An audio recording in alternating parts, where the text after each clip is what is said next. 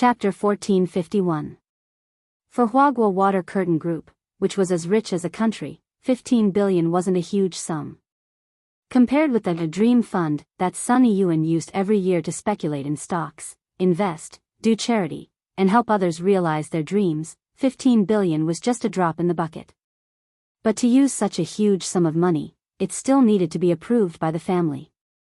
After Lotus Sun made this decision that night, the senior executives of the group, who hadn't discussed it yet, were all shaken and hurriedly got out of bed to find out what was going on. As far as they knew, this obedient and sensible girl had never used such a huge sum of money before. Several senior executives of the group promptly held a video conference to discuss how this huge sum of money would be used in their respective homes. Invest in a scientific research project? Or for that online celebrity scientist, Shouchong? A senior executive of the group's board of directors frowned. This project is bound to lose money. In my opinion, that Shouchong is a swindler. There are actually a lot of swindlers like him in the civil sciences, who specialize in inventing useless magic treasures to earn patent fees and attract attention. So it's this person, I know. Another person nodded and said, I remember that Fan Xing was seriously injured a while ago, and it seems to have something to do with this person. Although they designed a fully automatic escape apartment, they said that because of a lack of funds, they weren't responsible for the landing. As a result, Fan Xing directly turned into a human-shaped slime when he landed. I also remember this. The point is that even if we object, it's probably useless. The final decision will still be in President Sun's hands. Another board member sighed. They were just minor shareholders, although they had the right to object and participate in the meeting. But if Old Man Sun made the final decision, there really wouldn't be any room for negotiation. After all, Sunny Yuan still held the majority of the shares. So the question now was why this sensible and obedient young lady would have a relationship with this online celebrity scientist who was in the limelight. Many of the board members were puzzled no matter how they thought about it. At the moment, there were 16 board members in the video conference. When it came to their own interests, these people could also obtain some information by integrating their intelligence network. About half an hour later, someone received an anonymous intelligence message. I know, this matter seems to have something to do with the Jiugong family. The Jiugong family? I remember that they just sent Jiugong Ryoko, the symbol of the Jiugong family's younger generation, over for an exchange and study, and specially chose number 60 high. That's right, this intelligence is very reasonable. Perhaps all the disputes this time were caused by the Jiugong family. One of the directors said, according to my information, it's impossible. The young miss of the Jiugong family first went to Shouchong, and it's very likely that Lotus Sun decided to marry him in a fit of pique. Is it because you're angry that you have the idea to invest? Many board members laughed loudly in the video. Everyone in the Sun family said that Lotus Sun was well behaved and had a unique vision, but this kind of youthful behavior inevitably made these old foxes on the board of directors laugh. She was a girl after all. In the future, he would inherit the family business and manage the entire group. Now, it seemed that he was still lacking a lot of experience. By the way, is the information reliable? 100% reliable, but as for the source of the information, allow me to keep you in suspense. Forget it, I don't care where you got the news. It was fine as long as it was reliable. Also, do you know why these two ladies are angry and invested in Shouchong? The board member who jumped out to oppose at the beginning said. His surname was Fan, and his name was Fan Mingliang. In fact, Fan Xing was his nephew. Thus, Fan Mingliang had a natural aversion to Shouchong. He wanted to find out as much as possible about the situation, because that way, he would have enough reason to prove that this investment was due to the two ladies being angry, and that they had ultimately blocked the group's funding. Given Old Man Sun's temper, there was a high chance that he would agree to block the funding in order to prevent the girls from getting a reputation as a spendthrift. And in fact, while the board members were on the video call, Old Man Sun was also digging into the details. The other side of the video call was still Chief Secretary Jiang Xiaoche. Old Master, 15 billion isn't a small number. Jiang Xiaoche's expression was very serious. What's the reaction of the board of directors? Sun Yiyuan asked. They think this is the result of Miss and the young Miss of the Jogong family being angry. Shochong isn't reliable, investing in him will most likely result in a loss, Jiang Xiaoche said truthfully. I knew they would say that. Old Man Sun smiled. After all, Lotus Sun was still young, so the old man had expected that her words wouldn't carry much weight. In Huaguo Water Curtain Group, he was the one who truly controlled the entire cake and held the cake knife. But he had to admit that in the end, this cake didn't belong to him alone. It was also very important to consider the interests of the other board members. As far as I can remember, Rongrong has never used such a large amount of money before, Old Man Sun muttered as he pondered. On the contrary, he felt that this wasn't the result of a spendthrift. Using such a large amount of money, if it ended up incurring a loss, the consequences could be imagined.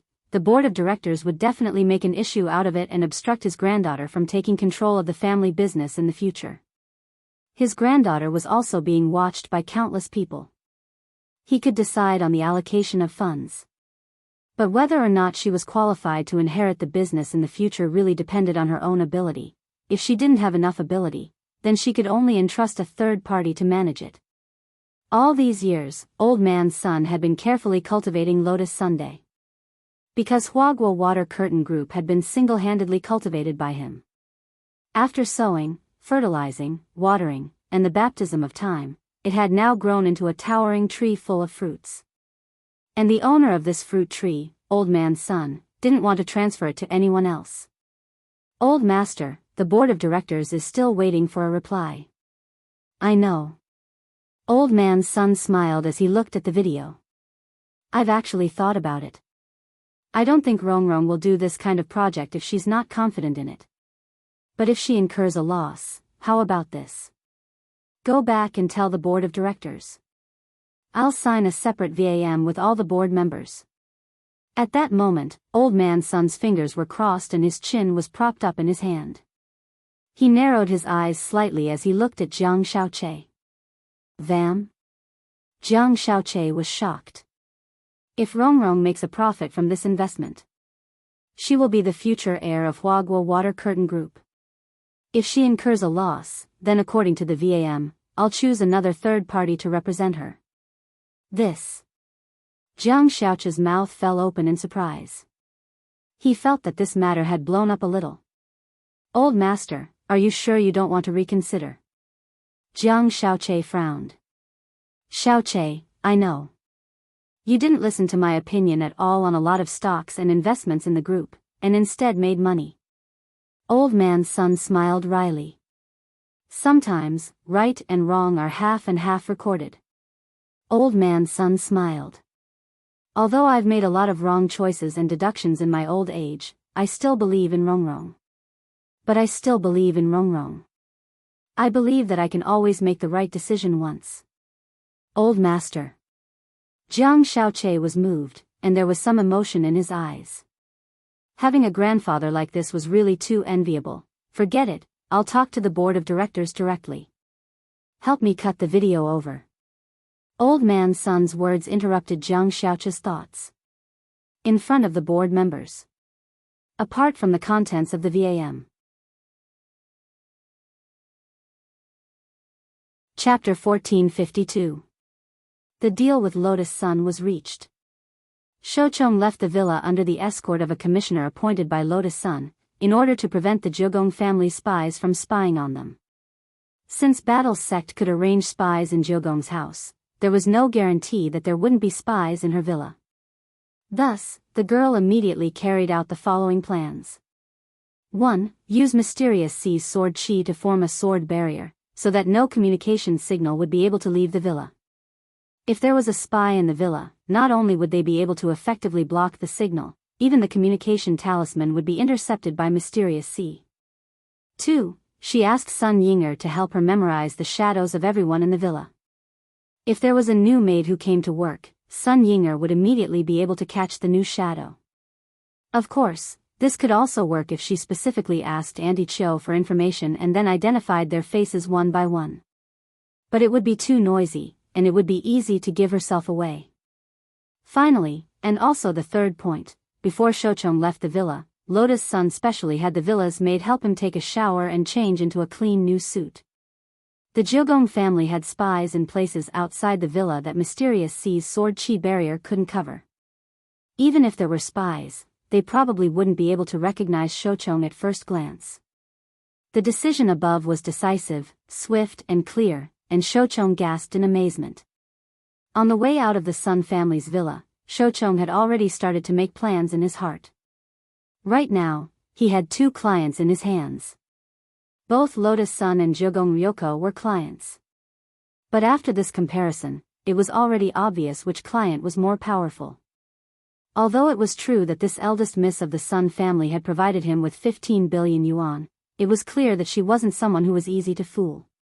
Thus, Shochong felt that it was necessary to be a little more serious about Lotus' son's research and development of a magic treasure.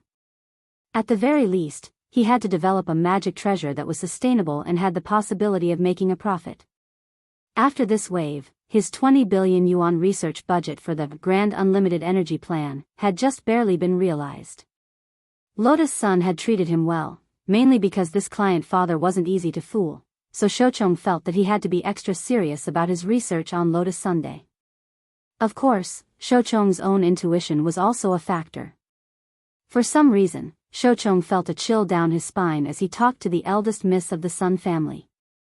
On the other side, after finishing his homework in the study, Wang Ling had been observing the Jeogong family villa and Lotus' son's movements. Of course, he didn't mean to peep at the 2 girls. He was just purely curious about what these 2 girls were up to this time. The results shocked Wang Ling greatly.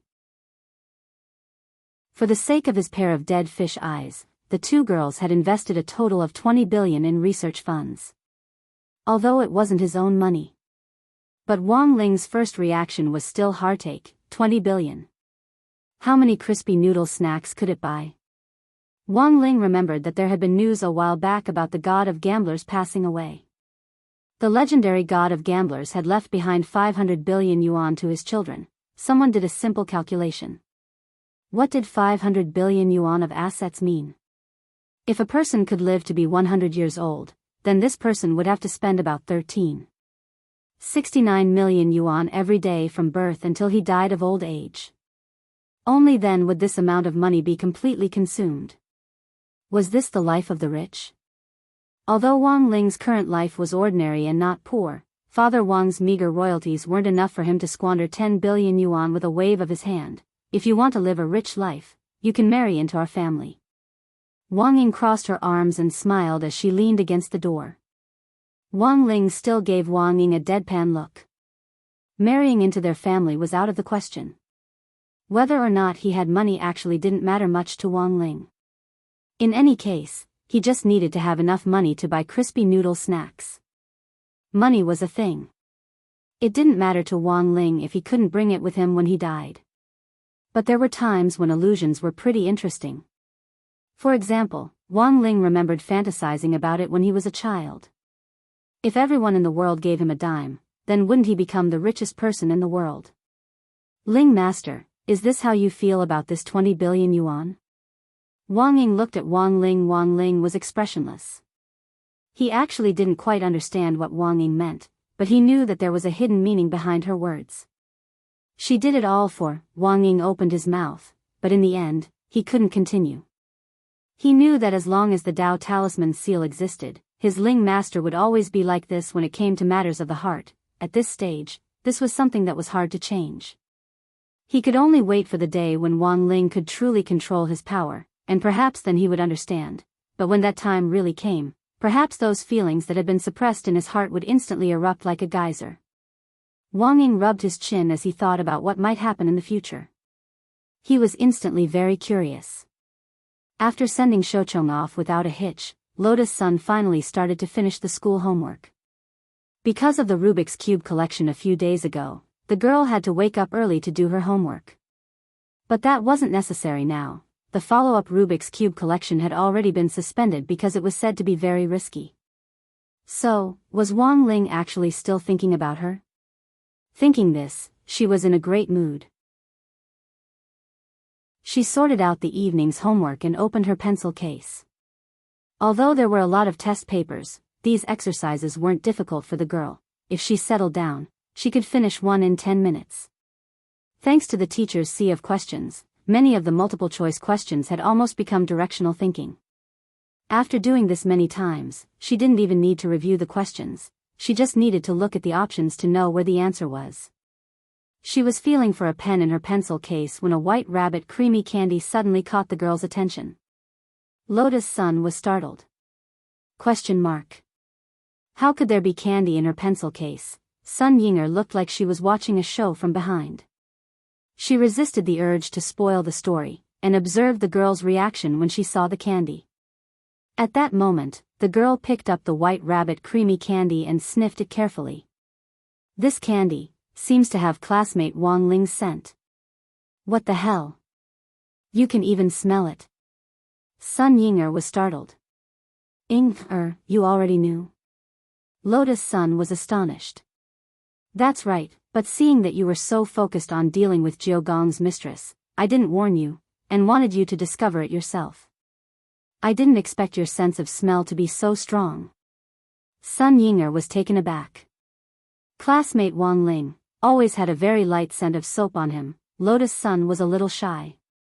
Also, don't talk about classmate Jiao Gong like that. Fine, after all, it hasn't been determined yet. Sun Yinger nodded and then looked at Lotus Sun curiously. How about it, do you want to try it? Ling Zhenren's candy has been enchanted and has a special effect. Will it expire? Of course it won't if it's been enchanted. Then I have to keep it, Lotus Sun said with a smile. There was only one candy. It would be too much of a pity to eat it just like that. Sun Yinger spread her hands helplessly. I knew you couldn't bear to do it. Do you still want to insure it? Lotus Sun's eyes lit up at this. Although you usually shoot your mouth off, you finally brought up a great idea. Sun Yinger, Lotus Sun thought for a moment. I still have some pocket money left this month, so I'll buy insurance with what's left. When I get my pocket money next month, I'll renew the insurance. Sun Yinger, so how much pocket money do you have each month? Lotus Sun, not much, just 1 billion. Sun Yinger. Chapter 1453. Although Lotus Sun had paid for it herself, it was still Jiang Xiaoche who had taken care of it. Jiang Xiaoche had just signed the VAM with the board of directors and settled the 15 billion yuan matter. When he immediately contacted the insurance company for Lotus Sun, he felt as if he was a tool man. But he didn't feel annoyed at all.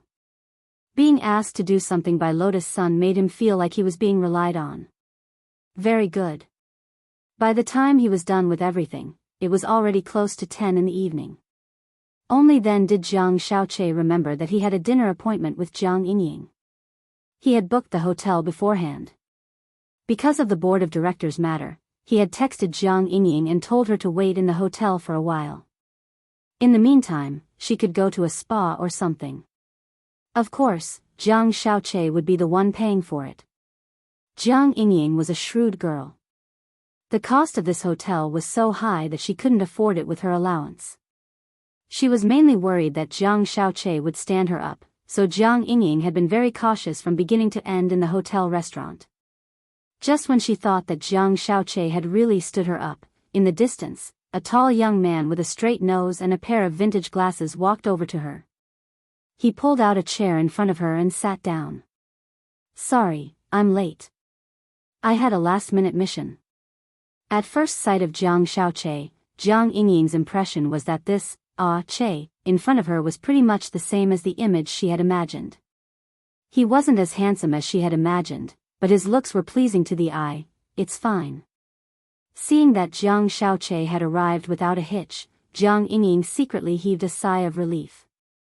Finally, she didn't have to worry about her wallet anymore. You didn't go to a spa? No. Jiang Yingying blushed.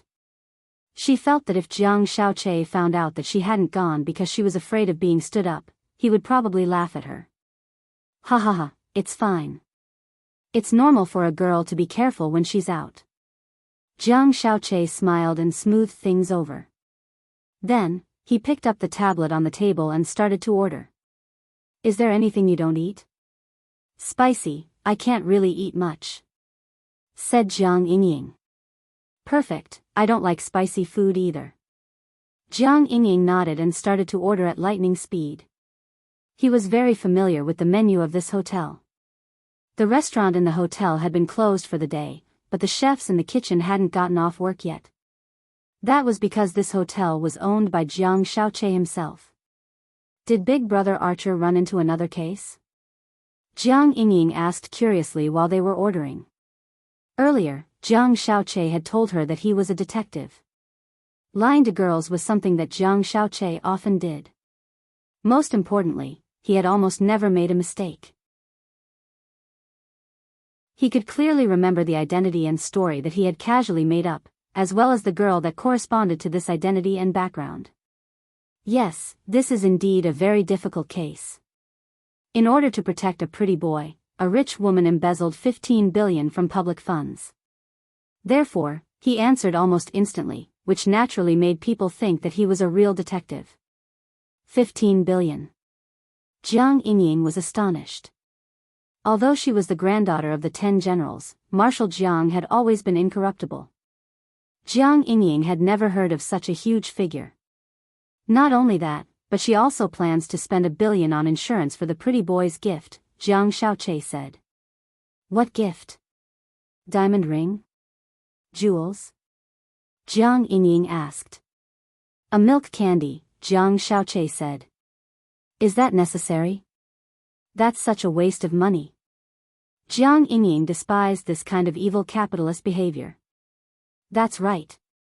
I think it's a waste too. Jiang Shaoqi also said. He looked at Jiang Yingying and smiled. So, should we discuss pretending to be a couple this weekend? Okay. For some reason, Jiang Yingying suddenly felt her heart beat faster. Perhaps it was because of the current atmosphere, or perhaps it was because the Jiang Shaoqi before him was gentler than he had imagined. This is the detailed list of pretending to be a couple. You can choose the ones you like. In addition, I'll be responsible for all the expenses involved. Jiang Shaoqi pushed his glasses up the bridge of his nose, took out the list that he had prepared beforehand from his chest pocket, and handed it to Jiang Yingying. The title of the list of pretending to be a couple 1, holding hands 2, upgraded version of holding hands, all 10 fingers clasped tightly, 3, hug 4, upgraded version of hug, backward approach. When Jiang Yingying saw the 4th item, she felt terrible. Backward, what's backward approach? It's hugging you from behind. Doesn't that make us look more like a couple? It makes us look more intimate, Jiang Shaoqi explained. And then, 5, shopping for clothes together. 6, shopping together, go to the fitting room together. 7, eating together. 8, eating together, feed each other in front of everyone. 9, kissing. 10, kissing together, French-style deep kiss. Jiang Yingying. On Friday, December 11th, when Wang Ling went to school again in the morning, he found that the old pancake grandpa's pancake stall at the entrance had already become a large flagship store. There were even employees to help out. Although Kyuko Ryoko was a troublesome person, she was essentially a tsundere. But judging from this incident, she was a woman of her word, and actually wasn't a bad person. And most importantly, this girl also liked to eat crispy noodle snacks. Wang Ling felt that the strategy to deal with Kyuko Ryoko didn't necessarily have to be the same as before, physically erasing her memories or something. It didn't seem bad if he could turn her into an ally. This was the first day that the flagship pancake store had opened, and the people who came to buy the pancakes were basically regular customers. Many of the number 60 high alumni were astonished by the change overnight. The happiest person was naturally the grandpa of the pancake stall. Yo!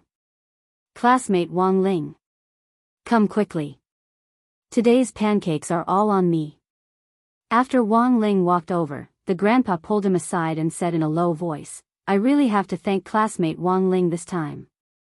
The school said that you're a mascot, and it's true. When you came to buy pancakes yesterday, you instantly helped me attract an angel investment. Wang Ling. Actually, this had nothing to do with him at all. The grandpa, if you want to eat pancakes in the future, just say the word. I can still afford to treat you to one pancake. It's free. Thanks, don't thank me, we're friends. The grandpa nudged Wang Ling lightly with his elbow, and then said, Wang Ling, there's something else I want to talk to you about. Wang Ling, ? Actually, I want to talk to that classmate Kyuko. Although classmate Kyuko helped me open the store, it seems that she has a strange request. The grandpa said, she wants me to help her record those boys with dead fish eyes. Wang Ling.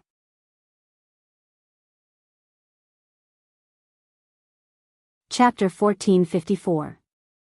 For the first time, Wang Ling realized how valuable his dead fish eyes were.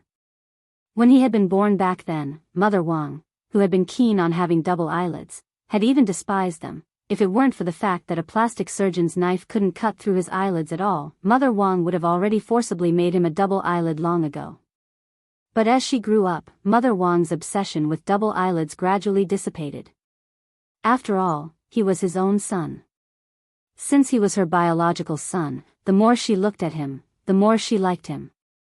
Right now, Kamiya, Ryoko and Lotus-san had actually made such a big fuss over his eyes. Putting aside Lotus-san's 15 billion, just 9 palaces alone was already a huge investment. He spent a huge sum of money to invest in defense and helped the old man build a pancake flagship store to monitor the situation. He actually thought of letting Grandpa Chin monitor him at the school gate. This was quite a good move. After that, there would probably be all sorts of other operations. Fortunately, Wang Ling had always had a good relationship with the old man. Uncle Chen naturally wouldn't betray Wang Ling so easily. There was a reason behind this. It was said that Uncle Chen's grandson also had dead fish eyes, but he died young because of a serious illness in his early years. So every time Uncle Chen saw Wang Ling, he felt like he was seeing his own grandson. After half a semester of familiarity, the relationship between them naturally became closer. Wang Ling, do you think this girl has taken a fancy to you? Uncle Chen suddenly said at that moment. Wang Ling felt that the system's idea was very dangerous. It was time to make use of his disciple. As his chief tool, no, to be precise, he was his chief disciple. This was the moment when Audjua's role was to block arrows. Jiao Gong's goal was different from Jiang Yingying's. The main reason was to find him and question him face to face, so as to expose the fact that Audjua had taken the blame for him back then.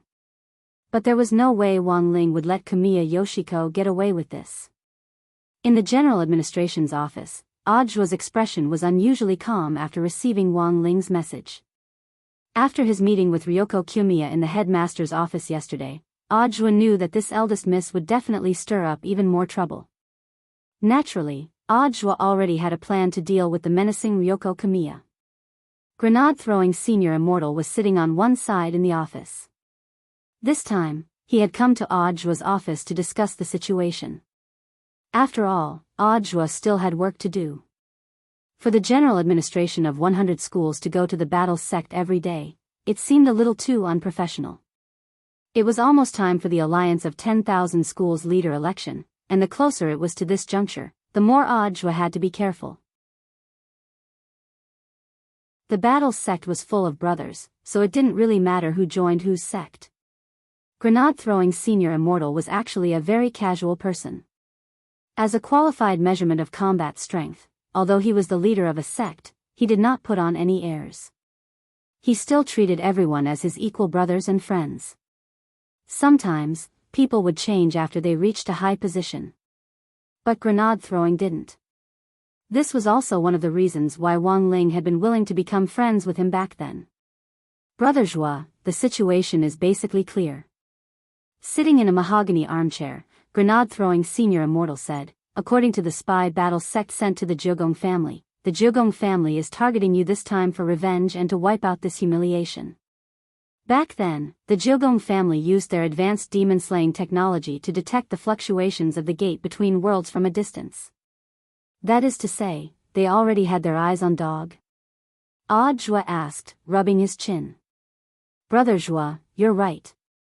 Grenade-throwing senior immortal nodded. Lying on the ground in silence, Lupi Toad heaved a sigh. It had been too difficult back then, it had really been like there were wolves in front and tigers behind. Because of Audjua's invitation, it had rushed over to Audio's place after Wang Ling had left for school. So, what's your plan now? After taking some time to understand the whole story, Loopy Toad looked at Audio and said, "You're not going to confront me with that girl, are you?" "Actually, I've thought about this before, but as the saying goes, if you're out to pin a crime on someone, you can always find a pretext. Even if you confront her, as long as that girl does a little research on the relationship between you, me, and Battle Sect, she'll quickly find out that we're in cahoots." "She might not believe it," Audio said. "That's true." Loopy Toad nodded. It had heard about the first time Audio and Jogong Ryoko had met. In terms of description, this young lady indeed wasn't someone who could be easily fooled. "We absolutely can't let this matter get out. Shifu and Shifu are very distressed about this." Audio smiled bitterly. "So this time, I need Senior Immortal and Brother Dog's help. Do you have any specific requirements?" Grenade-throwing Senior Immortal asked. "Recreate the scene back then." Audio raised his eyes and looked at the two of them with a serious expression. "Recreating the scene back then isn't difficult, but the problem is," Grenade-throwing Senior Immortal said. Currently, Battle Sect's large-scale film and television base was about to be built. In order to promote the sect, Grenade-throwing Senior Immortal planned to look for core members of the sect to shoot a big movie with Battle Sect as the theme. And now, the film and television base could be put to use right away. Furthermore, unlike those special features, all the scenes could be perfectly reconstructed in a 1:1 ratio. When Loopy Toad had been rewarded back then, an area had directly been reduced to ruins, and a lot of buildings had been blown up. Modern cultivators could directly achieve these scenes by combining magic with magic treasures, and didn't need post-production special effects at all. Since they wanted to make it look real, naturally, they had to blow up real things. As for the gate between worlds, that was even more convenient. Because the creator of the gate was Immortal Jin Yuan, who was now a core member of Battle Sect. None of this was a problem. But the point was, I know what Senior Immortal wants to say. At that moment, Audio said, "The demon world and Earth are currently on friendly terms. Although it's all an act for that girl, it wouldn't be good if this got out." Audio had already thought of this. In essence, this was an act to deceive Ryoko Q. But this matter had to be kept top secret. If it was accidentally leaked, some media with ulterior motives might maliciously speculate and publicize it, and it was very likely that the relationship between the two worlds would deteriorate again. "I understand that. You didn't call me over to make me an actor, did you?" Loopy Toad raised its dog head and stared at Audio, feeling that it had already smelled something. Dogs are man's best friends, how could I abuse them? Audio spread his hands and said. "Loopy Toad, Audio, what I'm thinking is, do you have any relatives who are big enough to help out with the acting?" "I'll have to ask," Loopy Toad said. For Loopy Toad, it actually wasn't difficult to find an actor. Especially since this matter was related to the Lord, it was even easier to deal with. If those toads in the clan knew that Loopy Toad was working for Wang Ling, they would probably fight to the death to get the role. Elsewhere, during the morning self-study period, Teacher Pan led Jiang Yingying into the classroom. Wang Ling couldn't help breaking out in a cold sweat as he had a very bad feeling. Old Pan solemnly introduced Jiang Yingying to the whole class. "Students, student Jiang Yingying is a new transfer student. She's also a top student. I hope you'll learn from her." Super Chen and Hero Gua had already found out about Jiang Yingying's arrival at school after their meeting in the canteen on Wednesday. Then, news of Jiang Yingying's arrival had spread throughout the class. It was just that Hero Gua and the others hadn't expected Jiang Yingying to actually join their class. "It's your first time here. Student Jiang, you can directly tell me where you want to sit." Old Pan smiled. The girl in front of her was not only a top student, but also the granddaughter of one of the 10 generals, Marshal Jiang. Naturally, it was within Old Pan's power to choose a seat. "Then, teacher, can I sit in the last row by the window?" Jiang Yingying smiled. "You want to sit behind student Wang Ling?" Teacher Pan was a little astonished at this choice, and she whispered in Jiang Yingying's ear, "Don't blame me for not warning you. Student Wang Ling is an enigma. If you sit behind him, I'm worried that you'll also become autistic." "I won't, teacher." Jiang Yingying said, "I'm tall, and I'm afraid I'll block your line of sight if I sit in the front, so I'll sit in the back." "All right, student Jiang, but I need to check if I can sit in the last row," Teacher Pan said. "You still need to check?" Jiang Yingying was startled. "It's like this, student Jiang. After the school renovation, all the desks and chairs were made of the best immortal wood. Each set of desks and chairs has a 6-digit number on them. After you sit down, the desks and chairs are bound to you, and the number on them will be your student number for the next few years." "Jiang Yingying, is there something special about the numbers?" "That's right." Teacher Pan nodded. "These numbers are based on the order in which each set of desks and chairs was produced."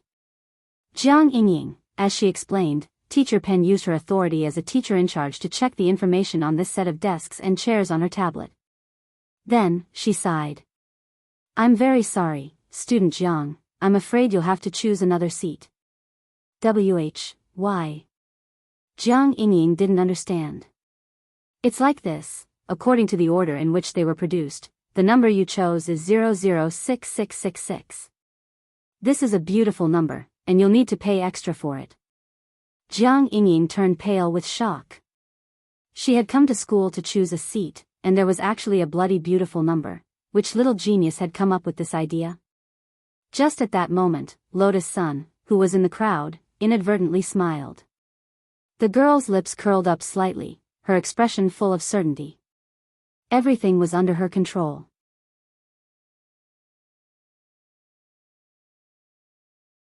Chapter 1455. After number 60 high school reopened, she had expected a transfer student to join them.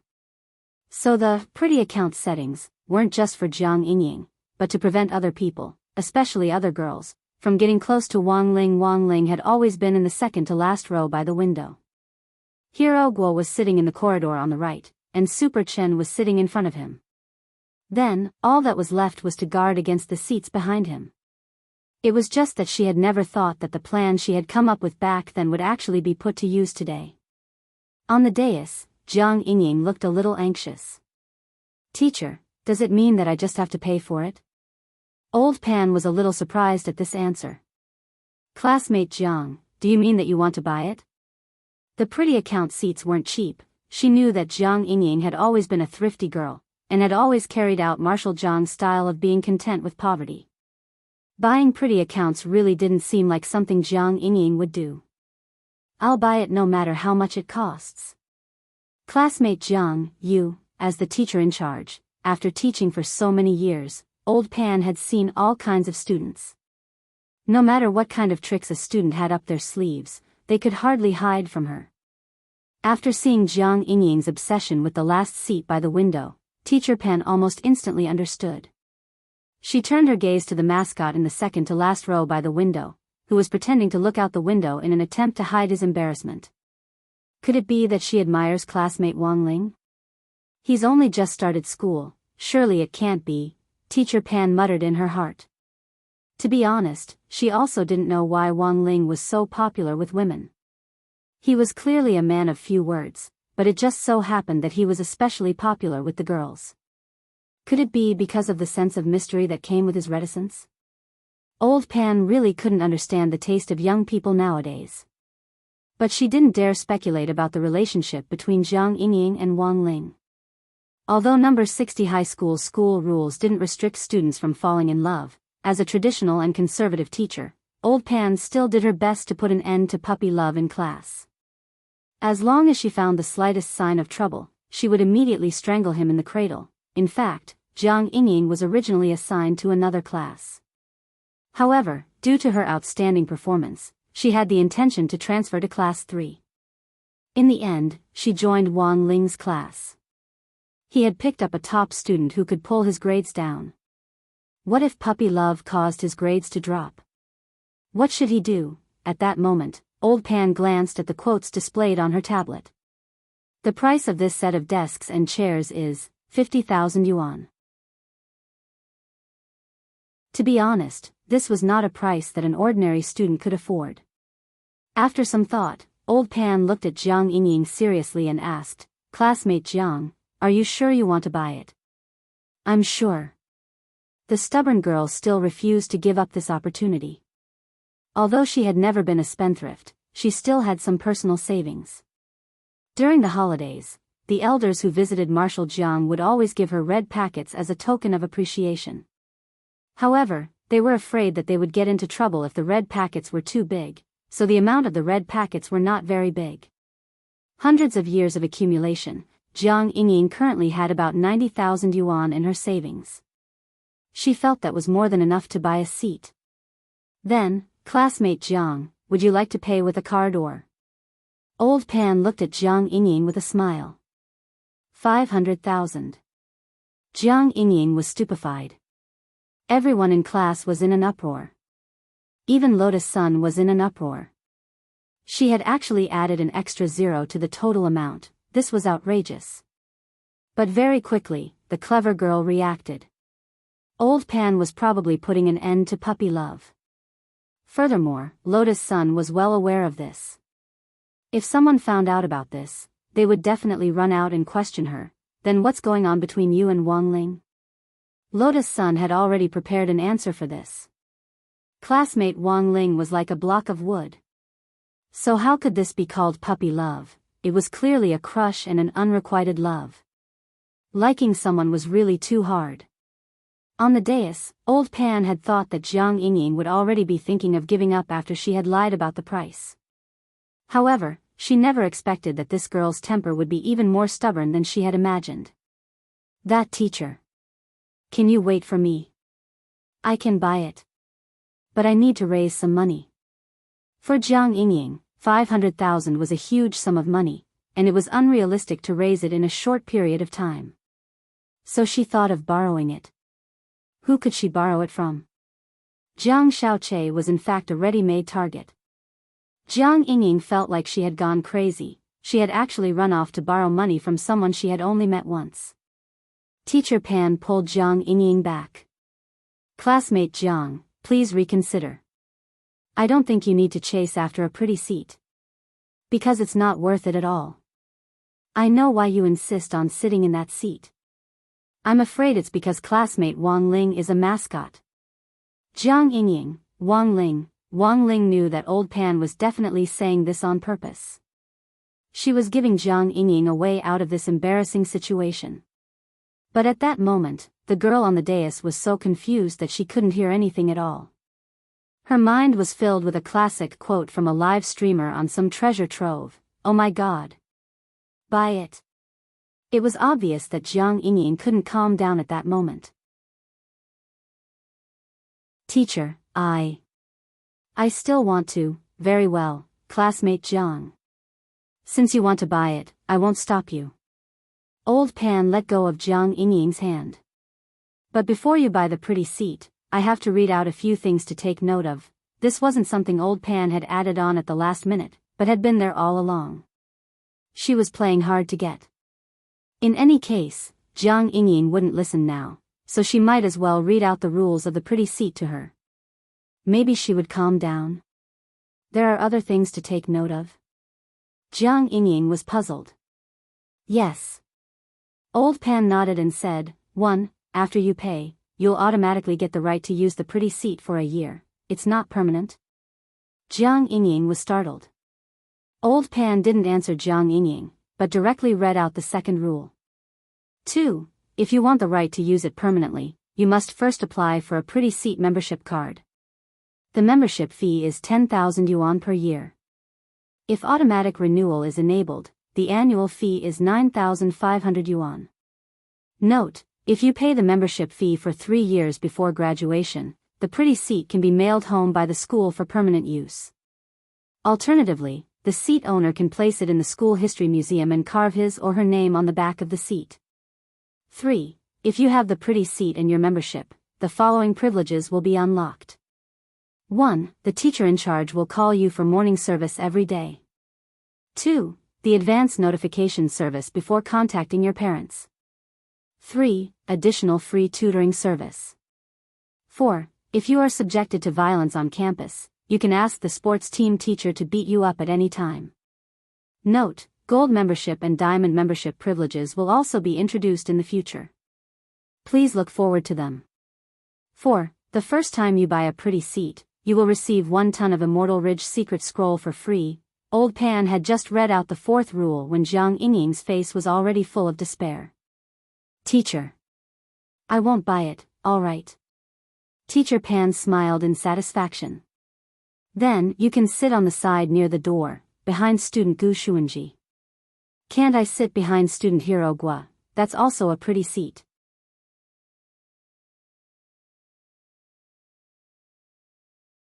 Chapter 1456.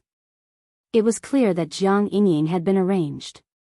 At the same time, she also realized how frightening Lotus Sun was, but Jiang Yingying had never been someone who gave up easily.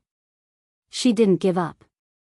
If she couldn't sit behind Wang Ling, then there was only one last option left.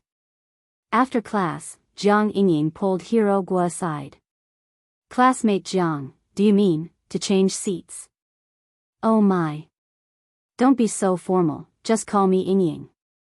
Jiang Yingying patted Hero Gua on the shoulder and looked at him expectantly. During the first lesson, Jiang Yingying had been planning this. No boy would refuse a cute girl's request, right? But to Jiang Yingying's surprise, Hero Gua almost didn't even think about it before he refused her. Then you're wrong, Yingying. As one of Wang Ling's best buddies, I won't give up my seat so easily. Nonsense, of course he wouldn't give up his seat. Boss Sun had just given them the #1 account in the entire public citizen connection. How could he betray him like that? Moreover, Boss Sun had actually already made arrangements with them before school started.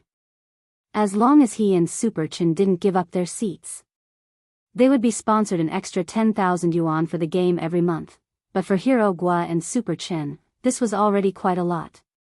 It would be a waste not to take advantage of this. 10,000 yuan was nothing to Lotus Sun, it was just spare change. But considering that excessive spending in the game could make people mentally dispirited, the girl hadn't given them much, and had only done it as a gesture of goodwill. Furthermore, she had made an agreement with them that if their grades were at the bottom one day, the sponsorship would be cancelled. Previously, Hero Gua and Super Chin hadn't really understood the girl's actions. But now, they completely understood. After school that day, Super Chin and Hero Gua left together. When Hero Gua mentioned Jiang Yingying, Super Chin had a strong reaction. Sure enough, she came to look for you. She also came to look for me. Everything was within Boss Sun's expectations. Super Chin wiped at his sweat. He was instantly glad that he hadn't gotten together with her, otherwise he really wouldn't have been able to handle it. As for a girlfriend, it was better to find a naive and sweet girl. Boss Sun is very far-sighted, he's indeed amazing. Hero Gua nodded. Tomorrow is Saturday, the day we agreed to go to Old Street. We'll have to figure out a way to slip away.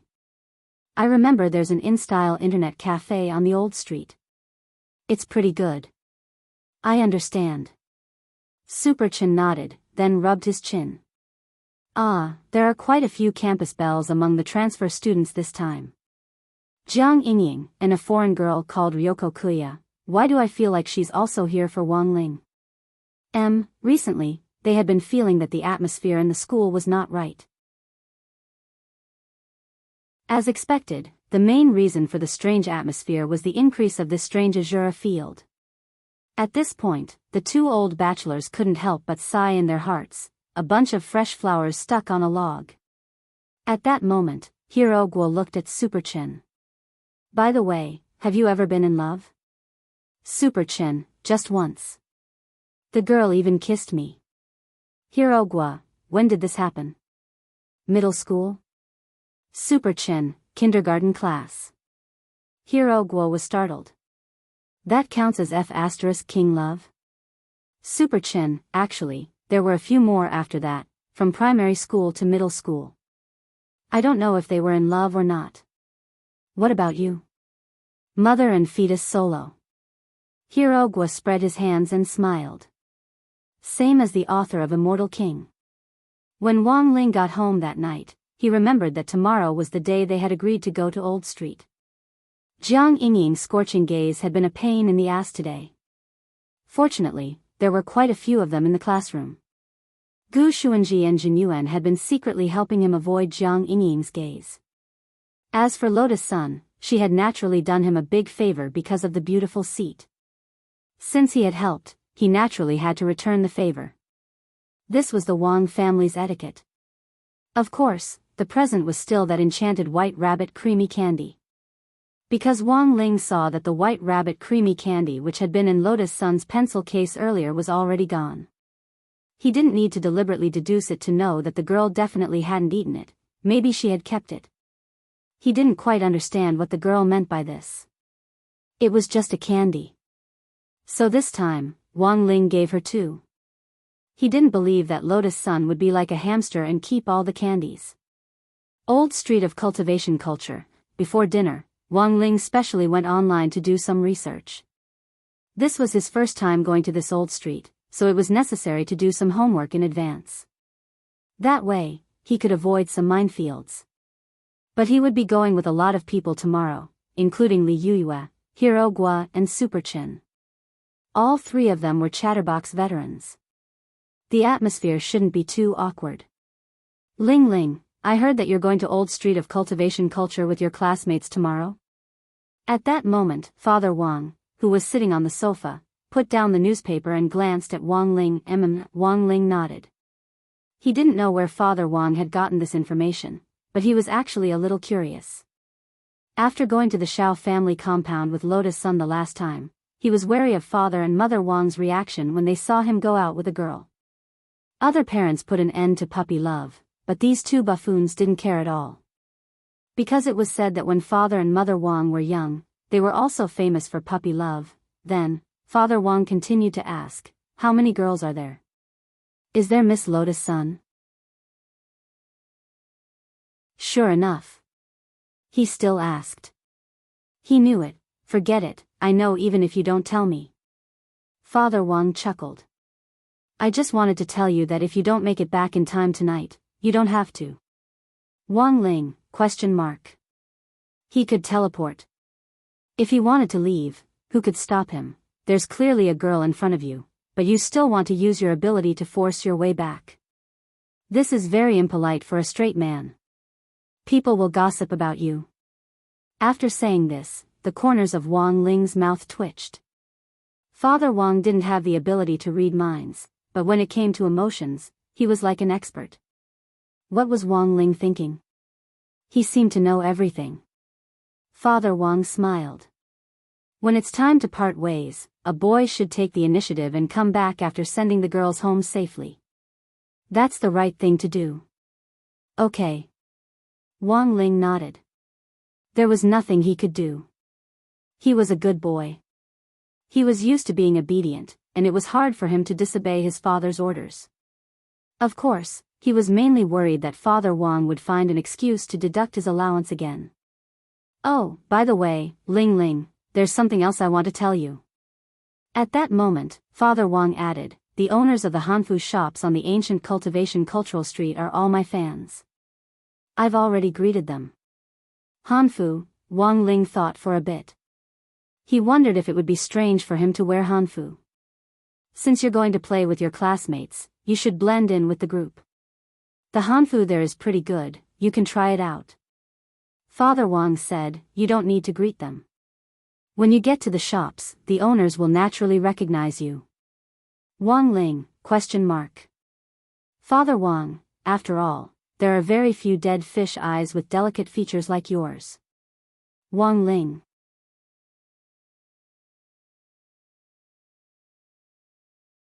Chapter 1457. The tour of the Cultivation Culture Street was originally scheduled for 2 days. Since they would be together on Saturday and Sunday, there would be plenty of time. Because there were many attractions in the old street, 1 day wasn't enough. In any case, the hotels in the old street were all owned by the Huaguo Water Curtain Group, so their stays were free. He could even arrange a presidential suite for each of them.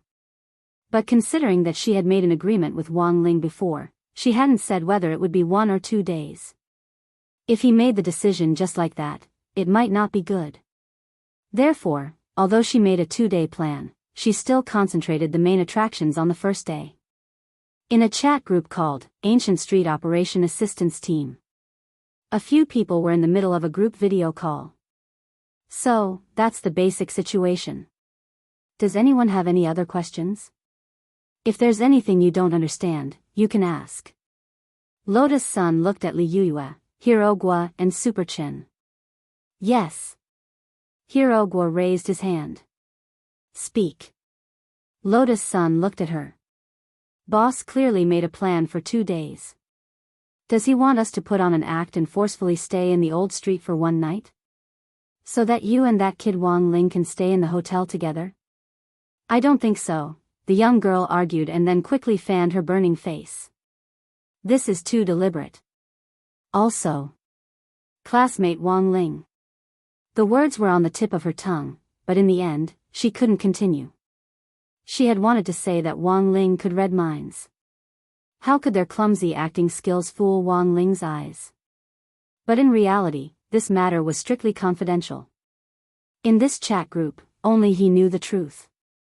At this moment, the young girl realized that she had almost spilled the beans, and her heart was filled with regret. It seemed that she had to be more careful in the future. She couldn't lose her composure just because she heard some embarrassing words. She followed along with the conversation. At that moment, Hirogwa saw the girl on the screen blush and fall silent, and he was puzzled. Wang Ling? What happened to Wang Ling? Super Chin, are you going to say that Wang Ling can tell that we're acting? Lotus Sun. Super Chin, I don't think you need to worry about acting, Boss Sunday. Doesn't Uncle Gua have a film studio at home? Lingzi had also been there before. During the summer vacation, Lao Gua and I would go there from time to time to act as extras. My acting skills have long been honed. Lotus Sun, no, that's too risky. Then, as long as you can't tell it's fake, it's fine, right? Then I understand. Hirogwa chuckled. A mysterious expression appeared on his face. You understand again, yeah. They all understood. Also, does Boss Sun have any designated hotels? I already said that I didn't book a hotel. Classmate Wang Ling probably doesn't want to stay there for another day. You don't need a hotel? Isn't that in the open? The boss's first time was so exciting. I understand now. No. You don't understand. No, boss, I understand. Everyone understands. On the other hand, Jiang Yingying once again returned to the hotel she went to before. This time, Jiang Xiaoche arrived early in the morning and ordered a table full of different dishes waiting for her. She didn't have time to go home, so she came over right after class in her school uniform. Jiang Xiaoche smiled when he saw Jiang Yingying. His voice was unusually gentle. You must be hungry. Hurry up and eat. Thank you, Brother Archer. Jiang Yingying nodded slightly, then took off her school uniform jacket and hung it on one side. The girl was wearing a pure white short-sleeved shirt with number 60 high school emblem logo on the chest. However, due to the internal force, the logo looked slightly deformed. At first, Jiang Xiaoche had noticed that Jiang Yingying and Lotus Sun looked a little alike, but when he saw the girl's figure, he instantly noticed the difference. She had developed too well. If Lotus Sun's development was like a newly made hunting knife, then Jiang Yingying was like a 3-piece set. Although she was still a ways off from the 6-god set, she was already very outstanding at this age. But Jiang Xiaoche didn't dare look too long, and only stole glances. He was afraid that the girl would notice his expression and leave a wretched impression. Jiang Yingying picked up a mouthful of lettuce and chewed it a few times, but she didn't look very happy. What's wrong? Did something unpleasant happen on your first day of school? Jiang Xiaoche looked at Jiang Yingying. I think they're all bullying me. Jiang Yingying's eyes were glistening with tears as she poured out everything that had happened with the beautiful seats. Don't cry. Jiang Xiaoche took out a handkerchief from his pocket and handed it to her. The girl took it and wiped her snot and tears. Brother Archer, do you have a way for me to sit next to classmate Wang Ling? It's a little difficult, mainly because I'm not very familiar with this school. Jiang Xiaoche sweated profusely. Just from listening to Jiang Yingying's description, he knew that this was the doing of that eldest miss of their family. With eldest miss around, how could he dare intervene? Then can I? Jiang Yingying looked at Jiang Xiaoche with hope in her eyes. I know what you mean. Are you saying that you want me to lend you money? Jiang Xiaoche smiled and said, sure, but the premise is that you have to be my real girlfriend. Ah, Jiang Yingying hadn't expected Jiang Xiaoche to actually say that, and her little face instantly burned. Then forget it. Jiang Xiaoche wanted to cry, but no tears came out. Did he really not have the least bit of charm? After thinking for a bit, Jiang Xiaoche decided to take a different approach. Or, let's make a bet. For example, if you like that Wang Ling, you can first confirm whether he likes you. How? How do I confirm it? That's your problem. I can help you buy a seat. The deadline is the last final exam of your senior year. If you can move Wang Ling, I'll give you my blessing. But if you can't, you have to be my wife. That's the bet. Looking at Jiang Yingying, he felt that the conditions he had proposed were very generous. However, even with such a condition, the young girl still flatly refused. No. Absolutely not. Being a wife or whatever, that's too ridiculous. And even if I agree, my grandpa might not agree. I can talk to your grandpa. That's impossible. If my grandpa finds out that I spend all my energy on boys, he'll definitely be angry. He'll hit you? No. Grandpa has always been good to me. He's a stubborn person. Besides, he's always been diligent and thrifty, so bribery doesn't work on him. So your grandpa is? Jiang Xiaoche frowned. Actually, he hadn't had time to investigate Jiang Yingying's family. At that moment, Jiang Yingying looked up and said, he's a battle saint. Your grandpa's title? I also like Second Master Guan from Romance of the Three Kingdoms. He's the martial god of wealth who attracts wealth and treasures. Jiang Yingying hurriedly shook her head. No, Brother Acre, my grandpa really is a battle saint. Jiang Xiaoche, ? Jiang Yingying, do you know Marshal Jiang from the 10 Generals? Jiang Xiaoche.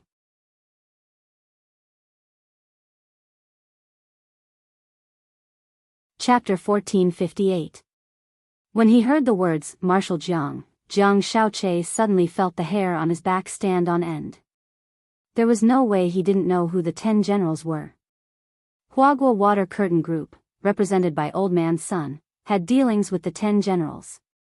These were the founding fathers of the nation and were full of glory, so the benefits they received were naturally different.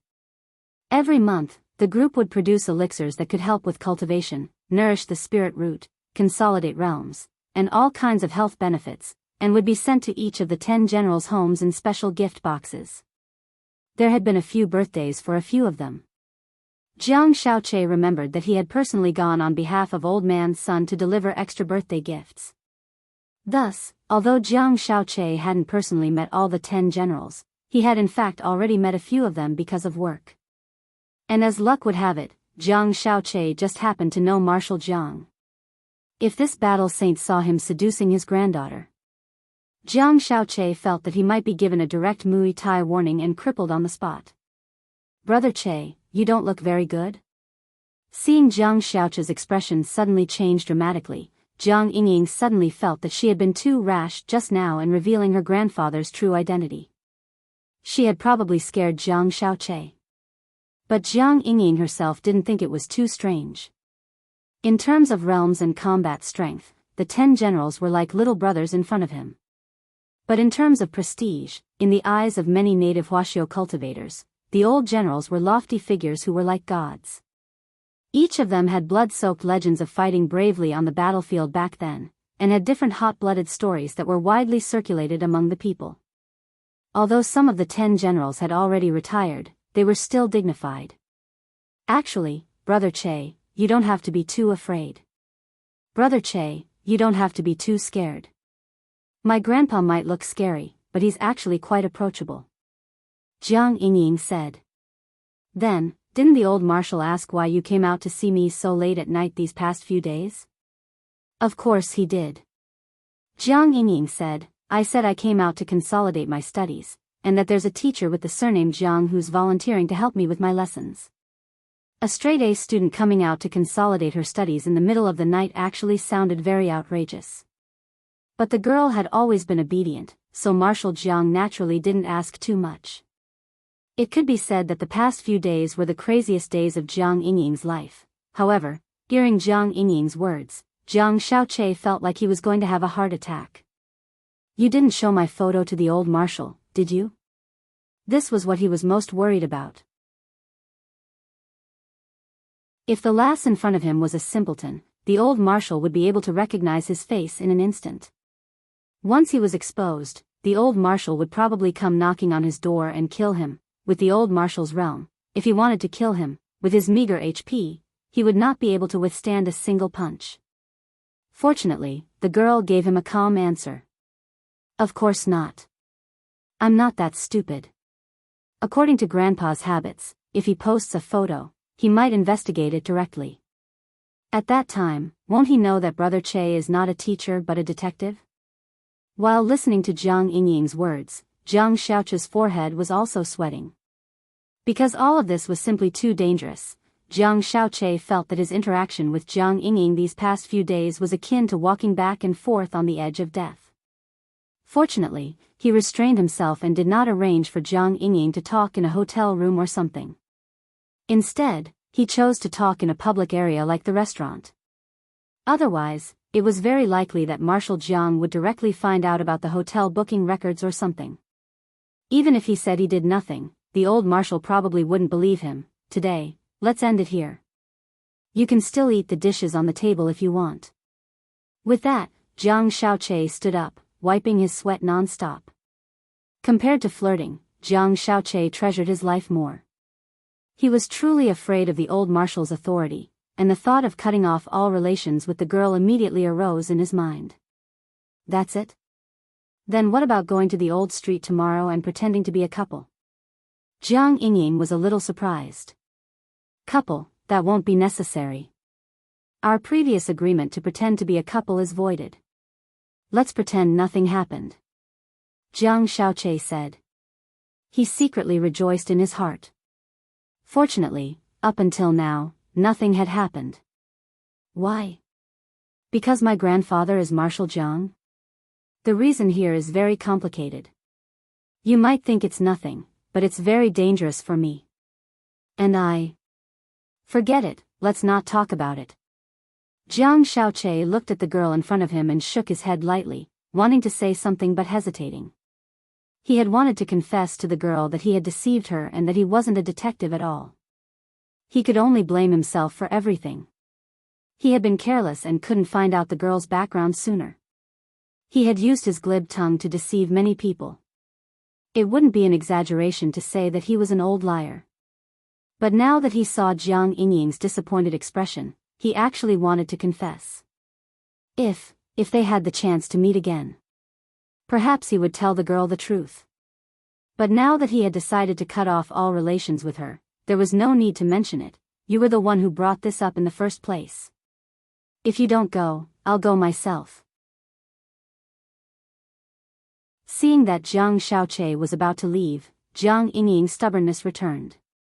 "If you don't want to help me, there are plenty of people who will." Jiang Xiaoqi laughed. "Who else can help you?" "Then I wish him good luck." Jiang Yingying stomped her foot in anger. "You coward. You don't deserve classmate Lotus Sun at all." "Whatever you say." Jiang Xiaoqi shrugged, took down his suit jacket from the hanger, and left the private room. To be honest, his mind was a mess at the moment, and he felt even more melancholy. Given the girl's stubbornness, since she had already decided on the plan, there was really no way to stop her from carrying it out, so even if he didn't go, Jiang Yingying could indeed find someone else to replace him. But Jiang Xiaoqi was the one who had proposed this plan. If something happened to Jiang Yingying, Jiang Xiaoqi felt that he would be the one to blame. Even though he had already told the girl to stop the plan. But now, with his thoughts in a mess, he couldn't help but worry about what she would do tomorrow. At the same time, in the Jogong family villa, Jogong Ryoko also received a message. Lotus-san is going to the cultivation street tomorrow? Jogong Ryoko cupped her chin and fell into deep thought. Yes, miss, and 4 other students, the female bodyguard said from the side. She's probably just going to have fun. I'm not interested in this. Eldest Mississippi. Send someone to follow her and see what she's doing. Take more photos, and if you get any ugly ones, send them to me right away. Jogong Ryoko said. Yes, Mississippi. The female bodyguard wiped at her sweat and replied. It actually wasn't difficult to follow her, but it might be a little difficult to take ugly photos. After all, that eldest Miss Sun was a peerless beauty with no blind spots. Although she had only caught a glimpse of her through the crack in the door of the student union office, it had already made the female bodyguard gasp in amazement. At that moment, the female bodyguard sighed silently in her heart, and then began to report the second message she had received. Also, there's something else. It seems that Audjua is going as well. What is he going to do? Jogong Ryoko was curious. This. I'm not sure. The female bodyguard said. Then, miss, are you going now? If you are, I'll tell the driver to be on standby tomorrow. No need. Jogong Ryoko shook her head and snorted. How can I, Jogong Ryoko, waste so much time on an old liar?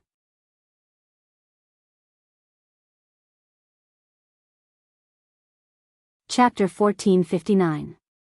That night, Audjua received Wang Ling's message.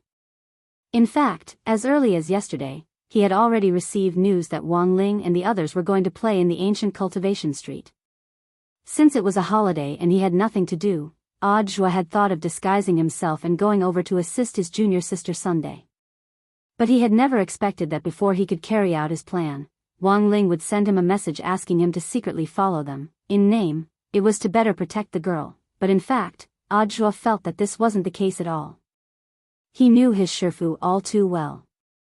Generally speaking, in order to successfully hook up with a girl, a boy would usually find a wingman to act as cover.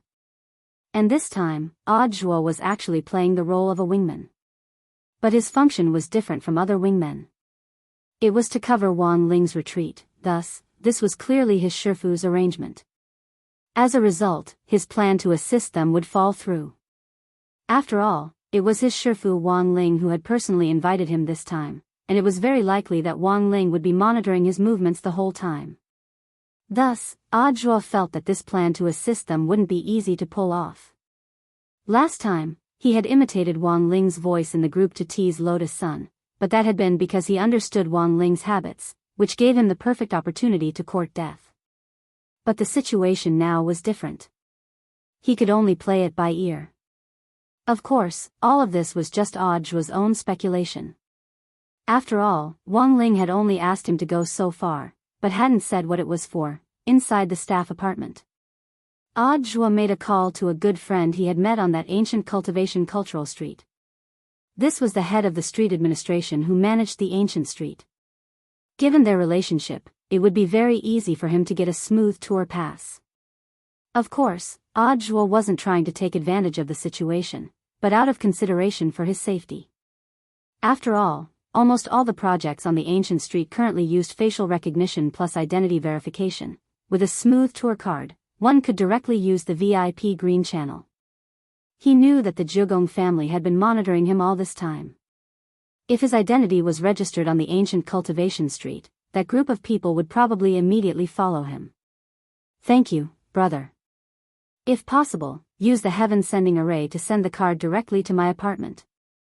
Yes, it's still the same address.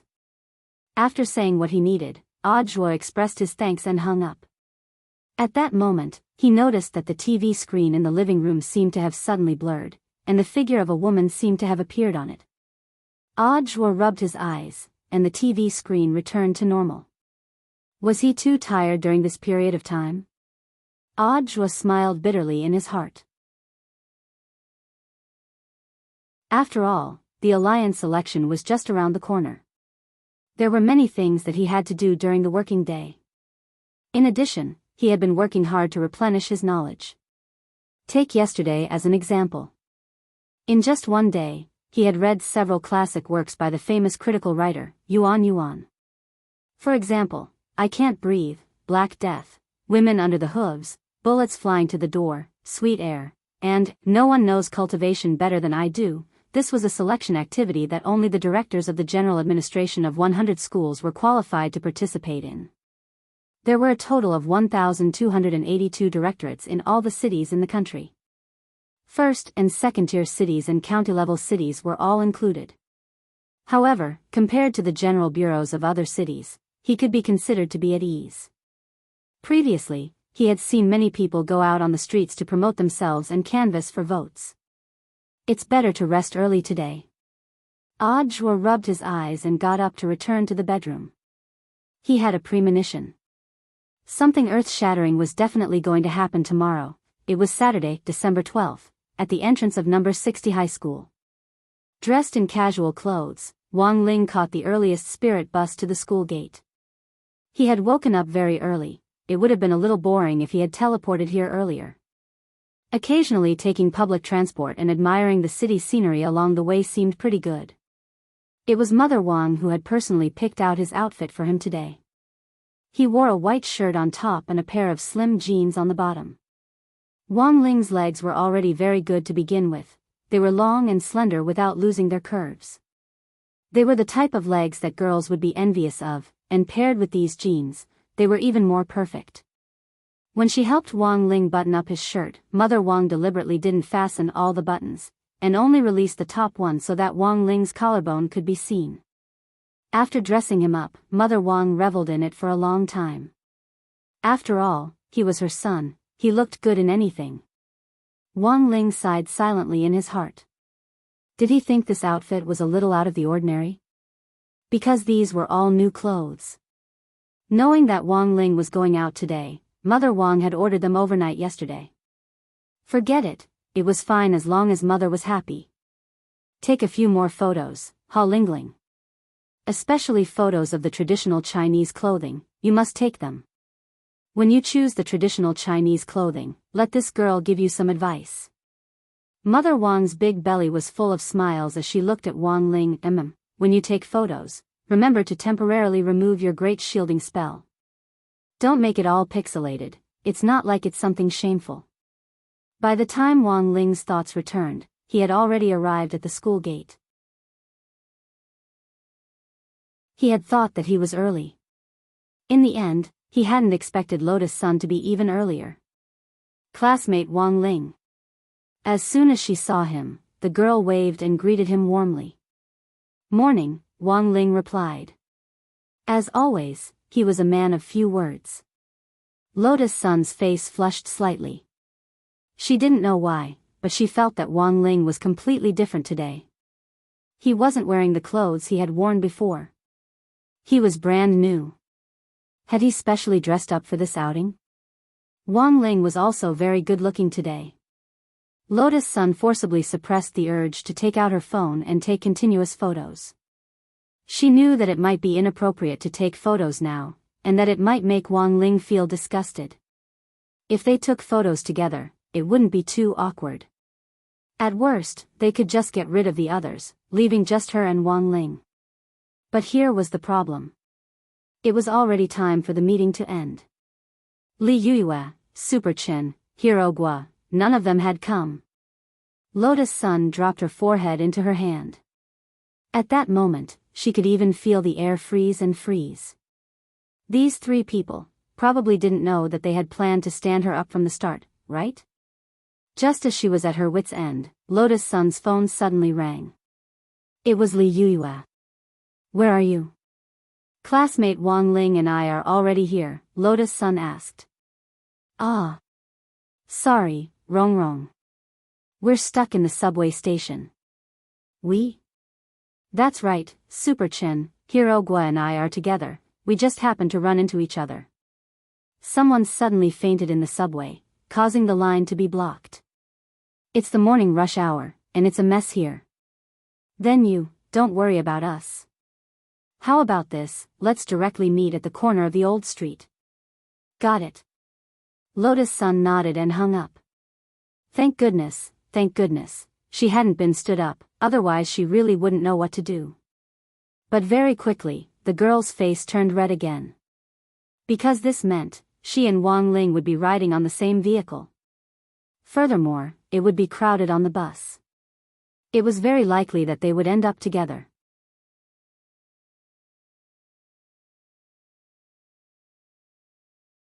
Chapter 1460. Taking public transportation together, there was actually a lot of potential risk at this time. Although Wang Ling had taken a spirit bus earlier, that was because the Wang family's small villa was in a remote area, and there were basically no people on the bus. Plus, he got up especially early, so he didn't have to worry about squeezing into other people. Then, there was the problem of breaking other people's bones. He just needed to cast the Great Lightweight spell on himself before he got on the bus. This was a spell that could quickly reduce his weight. After all, his body was too dense, and he had even caused number 60 High's newly renovated transmission array to collapse. That was because his battle strength now seemed to have increased a lot. One Great Lightweight spell was no longer enough, he had to cast it several times in a row. So to sum it up, at that moment, Lotus Sun's worries were actually very reasonable. In a crowded situation, it was indeed easy to create all kinds of awkwardness and risks. For one thing, there were a lot of perverts nowadays, and it really wasn't safe for girls to be squeezed. What Wang Ling was worried about was that after he got on the bus, a group of people would crowd him. When they got off the bus, all of them would break their bones. Then, it might trigger a butterfly effect, such as a traffic crash and so on. Perhaps this matter would even attract widespread attention. On a crowded bus, all the passengers were healthy when they got on the bus, but when they got off the bus, they all broke their bones. This would definitely become an urban legend. And most importantly, it seemed that he wasn't the only one with a problem now. Actually, Lotus Sun was just as dangerous for other people.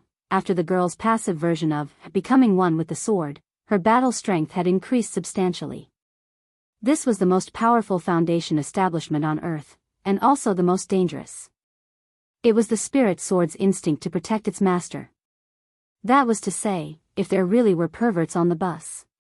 Mysterious C's sword chi would directly be released to protect Lotus Sunday. This was the passive version of the master saving mechanism. How many people in the bus would be able to survive after the sword chi was unleashed? It probably wouldn't just be the bus, everything within a radius of several dozen li would be severely affected. Mysterious C's sword chi was just that terrifying. And for those potential perverts, of course, they would never expect a Foundation establishment girl to be able to cause such devastating damage. For Wang Ling, life was sometimes just that bitter. But there was nothing he could do, he was already used to it. Life couldn't always be smooth sailing, and it was normal to have ups and downs. The most important thing was to learn to adapt and enjoy life. Perhaps he would be able to solve the problem of the talisman or find another way to control the unlimited growth of his body. Only then would he be able to truly enjoy life. For a moment, a myriad of thoughts ran through their minds. However, it was clear that this was not the time to be melancholic. I've thought about it. Actually, we don't have to take transportation. Then, Lotus Sun was the first to speak. She was still thinking from Wang Ling's point of view. I originally thought that flying a sword would also work. However, the Cultivation Culture Street has a flight restriction. The fine is a small matter, but the main problem is that it will take a lot of time. So?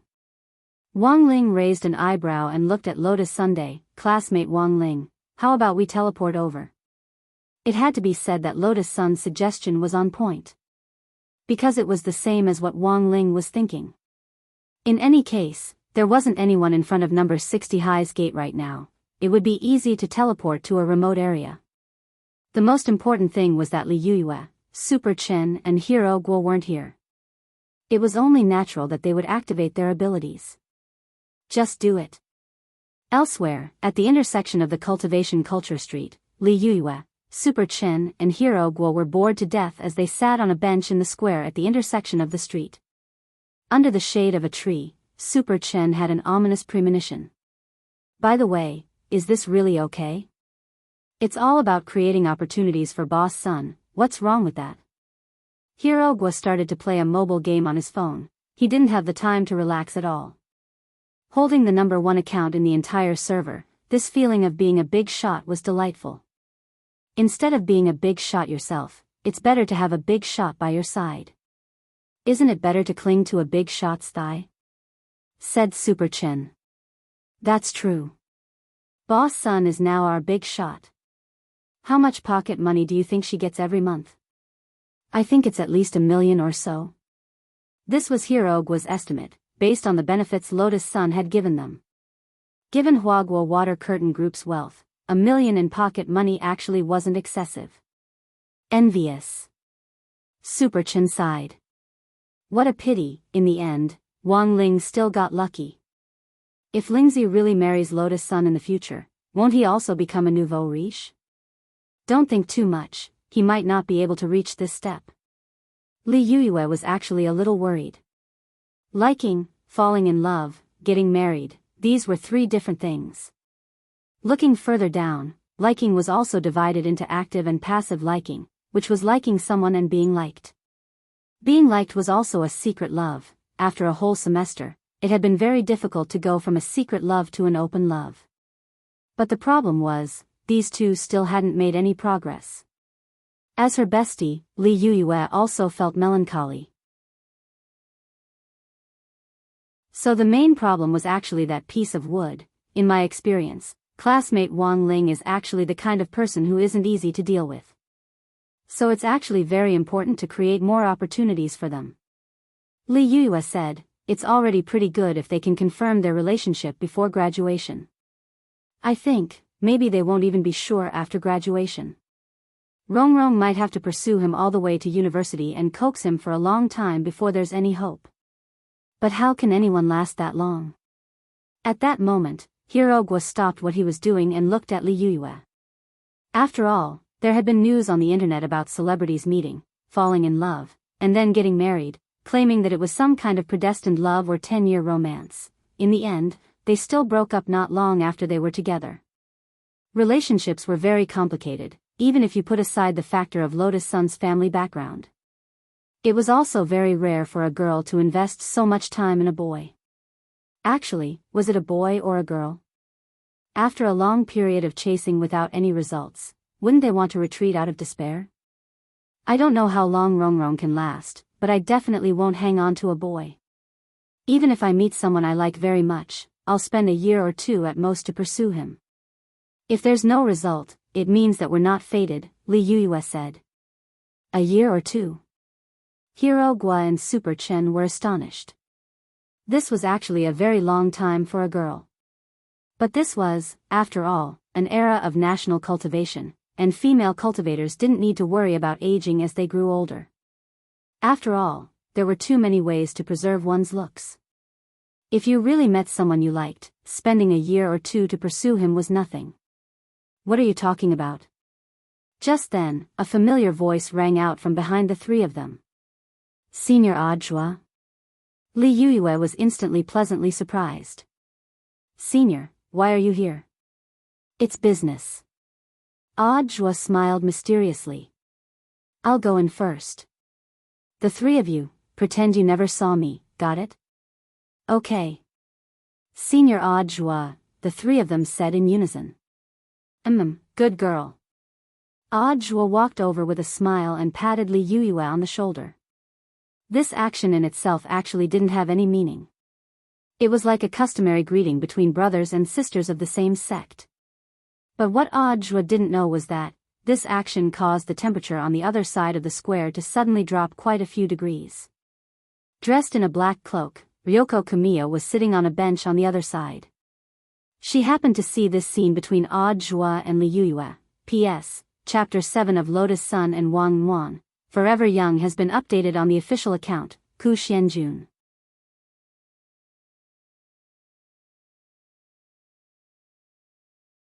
Chapter 1461. Under the cloak, Jamiya Ryoko's resentful eyes looked like they could swallow Audiobook whole. As expected of an old pretentious liar. Not only did he use stolen glory to brand himself as a role model for his junior brothers and sisters in the same sect, but he actually tried to conspire against his own junior sister. As a leader of an educational institution certified by the government, there was something very wrong with his style. Kamiya Ryoko pretended to be reading a book. There was a thick, dictionary-like book on her slender thigh. She pretended to be reading, but was in fact talking to the ghost collected in the book. "Record everything?" Kamiya Ryoko said coldly. The ghost she was facing now was a ghost made in Huashio Nation that had fled to Sun Island earlier, and was nicknamed Pen Fairy. "Yes. I've memorized everything." Pen Fairy nodded submissively. Dressed in red, she recorded what she heard on the drawing table, and then directly drew what she saw. Her precision was no different from that of a digital camera. At the same time, the recorded words could be extracted. As long as the incantation was recited afterward, the recorded words would produce Audjua's own voice. As expected of the Pen Fairy, Kamiya Ryoko was very satisfied. This ghost called Pen Fairy was in fact very powerful. She had created the legend of Pen Fairy for herself, and had people who believed in this legend summon her. In the name of an immortal, she had divined the future for people at the cost of devouring yang qi and lifespan. But the truth was that such divinations had no effect at all, and were all tricks to deceive people. The most troublesome thing was that the legend of the Pen Fairy had spread all over the world, causing this ghost to commit crimes all over the world. In the end, it could even create all kinds of fake bodies to collect rent, in place of the original body. The Jogong family had paid a huge price to capture this Pen Fairy, but fortunately, they had successfully set up a trap and captured the original body of the Pen Fairy on Sun Island. After that, there was nothing else. Now, the Pen Fairy was forever sealed in the Jogong family's ghost register, and had become Kamiya Ryoko's record keeper. The Jogong family's ghost register contained all kinds of troublesome ghosts that the family had captured since its founding. Now, with the accumulation of time, the ghosts in the main book were so strong that they could no longer be suppressed by humans. Therefore, it had always been sealed in the underground cellar of the Jogong family. The book in Kamiya Ryoko's hand was actually a copy of the ghost record. The copy and the ghosts recorded in the main book were completely synchronized in terms of categories. However, the power of these ghosts was greatly weakened.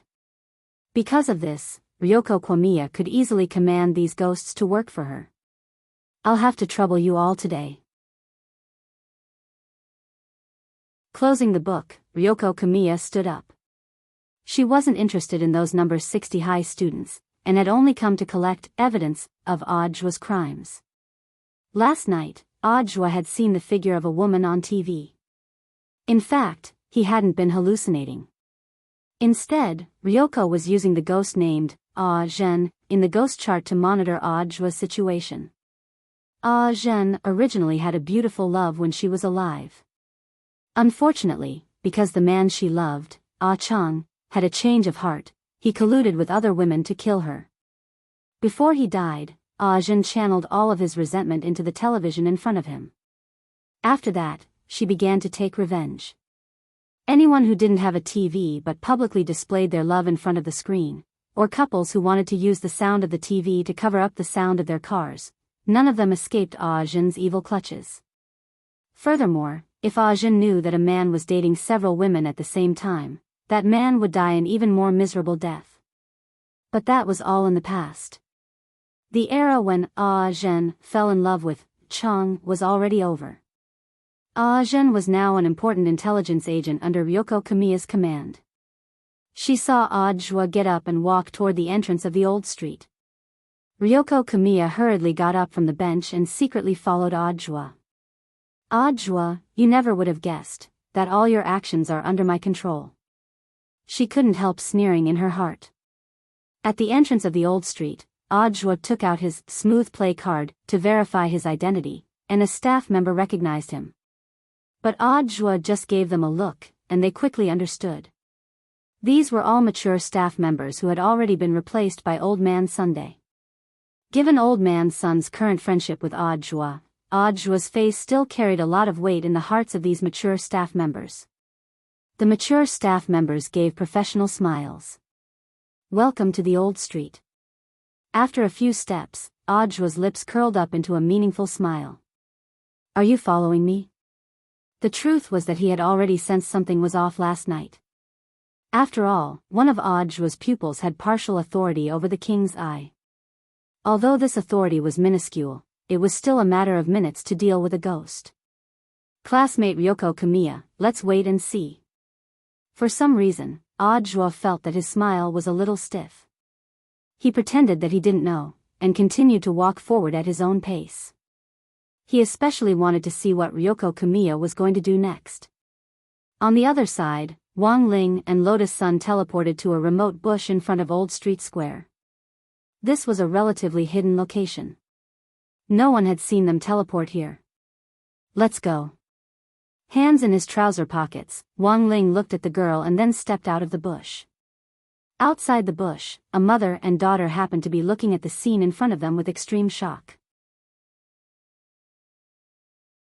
If a boy came out from behind the bush like this, he might not be able to find a toilet, so he was looking for a corner to relieve himself, but a boy and a girl came out of the bush one after the other. The scene in front of them inevitably made one's imagination run wild. Wang Ling had a feeling that he and Lotus Sun might be misunderstood. What was worse was that in order to show his collarbone, Mother Wang had deliberately left all the buttons on his shirt undone. Thus, when the middle-aged woman with her daughter saw the scene, she almost immediately imagined an indescribable drama. Mom! Why did Big Brother and Big Sister come out from that place? The little girl was curious. Child! Don't be nosy. It's not suitable for children. The middle-aged woman's face flushed red as she pulled her daughter away. She exclaimed in her heart. Young people nowadays were too bold. In broad daylight, in the clear sky, indescribable, shameless.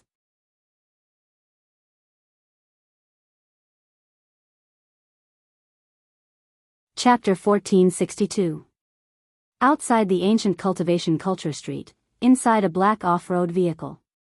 A man in black wearing the Jogong family's trademark purple-eyed crow emblem was using binoculars to observe Jogong Yoshiko, who had entered the street with Audjua. Headquarters, entry confirmed. Then, the man in black put down the binoculars and replied to the mini-transmitter on his chest. At the same time, in the huge Jogong family residence on Sun Island. In the courtyard, which was as large as an ancient palace, a young man with lower limbs disabled was pushing a wheelchair around the cherry blossom garden. Cherry blossom petals with a light, elegant fragrance drifted down from the surrounding cherry blossom trees and landed on the young man's sleeves and thighs. The expression on his face was a little sad. Complicated emotions swirled in his heart. Even in such a beautiful scene, he still couldn't completely calm down. Behind him was a middle-aged man in samurai armor. He had one eye and looked so fierce that no one dared approach him. This was the Jogong family's exclusive bodyguard, who was responsible for his safety as well as running some errands for him. The young man's legs were inconvenient, so the one-eyed man had to complete many tasks on his behalf. Doing this is too unfair to Yoshiko. Hideshi Jogong frowned. Those who achieve great things must make sacrifices. Perhaps this is cruel to Miss Yoshiko, but with her around, the crippled young master will never be able to inherit the throne. The one-eyed warrior mused.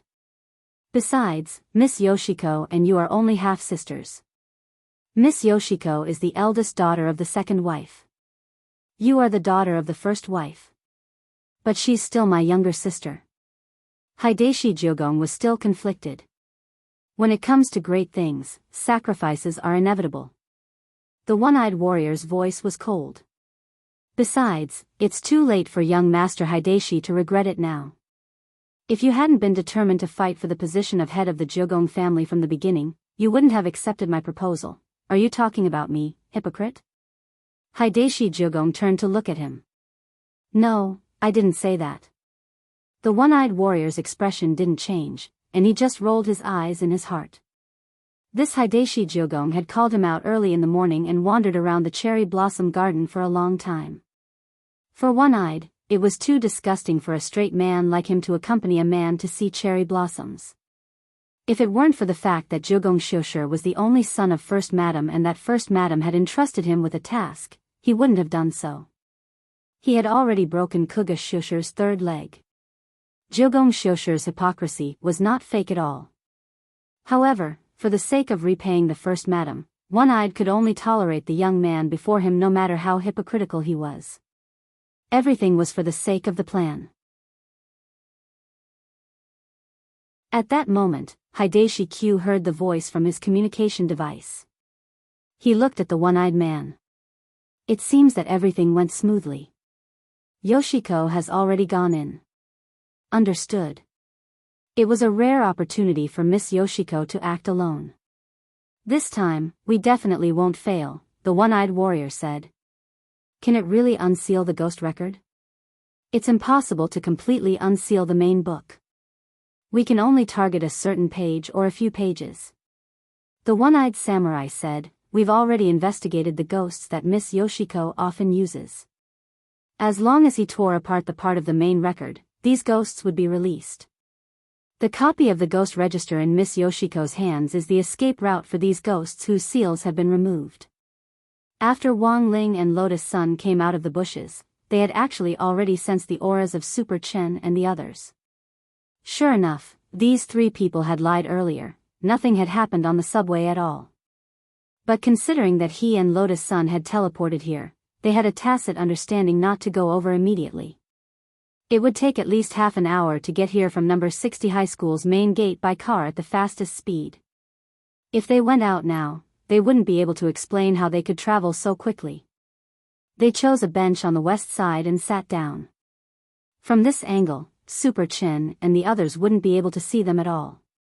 We'll go over in half an hour. Lotus Sun said. Wang Ling replied. Out of the corner of his eye, he sized up the girl's test and then sat down. In fact, the reason why they couldn't go over now wasn't just because of the time problem caused by teleportation. Another very important point was that the girl's blush had yet to subside. After all, that middle-aged woman's speech just now had been too shocking.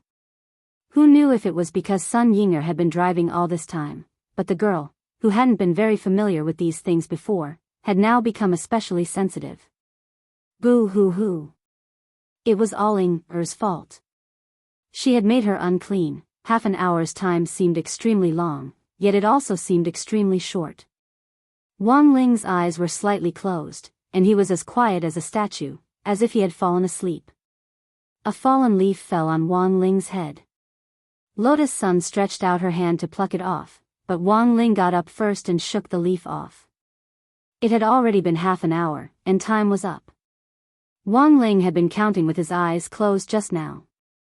He didn't want to waste a single second. Because the Crispy Noodle Snacks flagship store on the old street was already open, he could smell the pepper in the plastic bag from afar. Lotus Sun withdrew her hand with slight regret.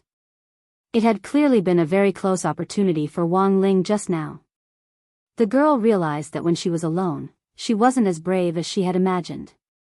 Perhaps she should have been a little bolder. Like President Ng, who had directly pounded the wall, seeing that Wang Ling was already walking towards Super Chen and the others, Lotus Sun came back to her senses and hurriedly chased after him. Classmate Wang Ling, wait for me. Hearing the girl's voice, Wang Ling paused and turned slightly to look at the girl behind him. It was a fleeting glimpse. The moment he turned around, a gust of wind lifted the youngster's collar. As his hair danced in the wind, from the girl's point of view, the overflowing sense of youth was already indescribable. Lotus Sun was stupefied. At the same time, Sun Yinger, who had been silent for a long time, also screamed in Lotus Sun's mind. Sun Yinger, aw. Ling Jinren. 2A. Who knew how many times bigger than Wang Ying's? This scream could be said to have broken all her concentration in a second, and instantly pulled the girl back to herself. Lotus Sun felt her face, which had just calmed down, start to heat up again. In the distance, Hirogwa and the others waved in greeting when they saw Wang Ling and Lotus Sun coming in their direction. To be honest, they had thought they would have to wait for another half an hour. How did you get here? That's too fast. Hirogwa was incredulous. Half an hour is indeed fast. Don't tell me you teleported? Super Chin echoed. Wang Ling and Lotus Sun quickly explained, we took a taxi. All right. That's not important. Everyone's been waiting for a long time, let's hurry up and go in. As soon as she said this, Super Chen and Hirogwa directly grabbed Wang Ling, and the three of them put their arms around each other's shoulders as they walked toward the entrance, looking very close to each other. Men are just like this. Li Yue sighed. Their relationship is really good. To be honest, Lotus Sun was a little envious of the scene in front of her. Just now, for half an hour, she hadn't had the courage to reach out. In the end, Super Chin and Hirogwa had hooked up so easily. Are you jealous? Li Yue was instantly amused. No. Lotus Sun retorted. Fine, I'll pretend it's nothing.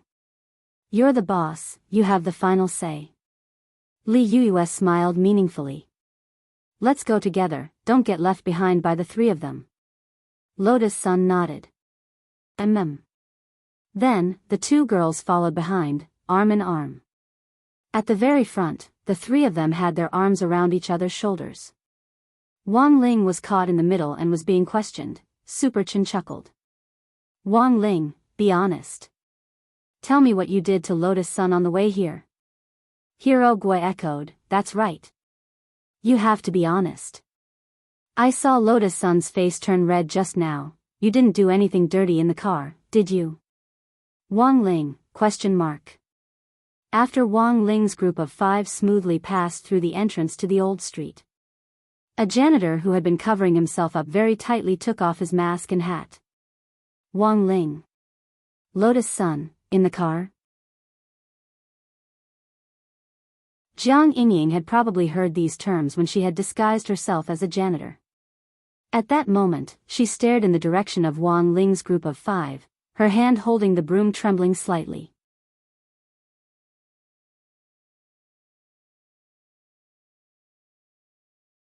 Chapter 1463.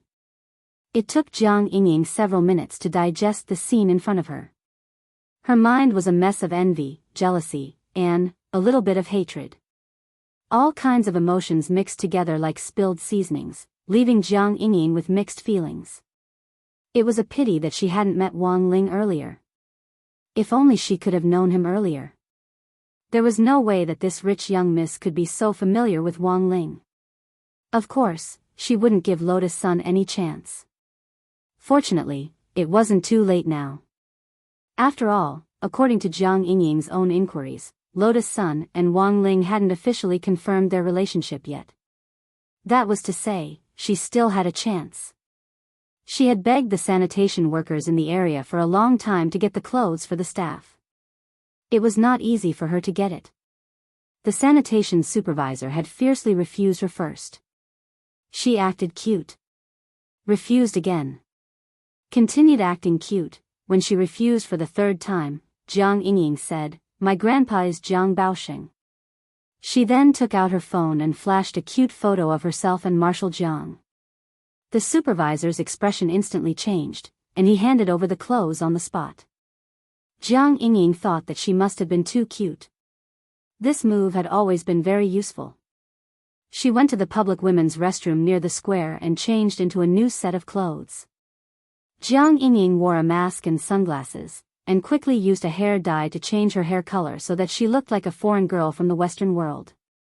Then, she carefully put away the sanitation workers' clothes.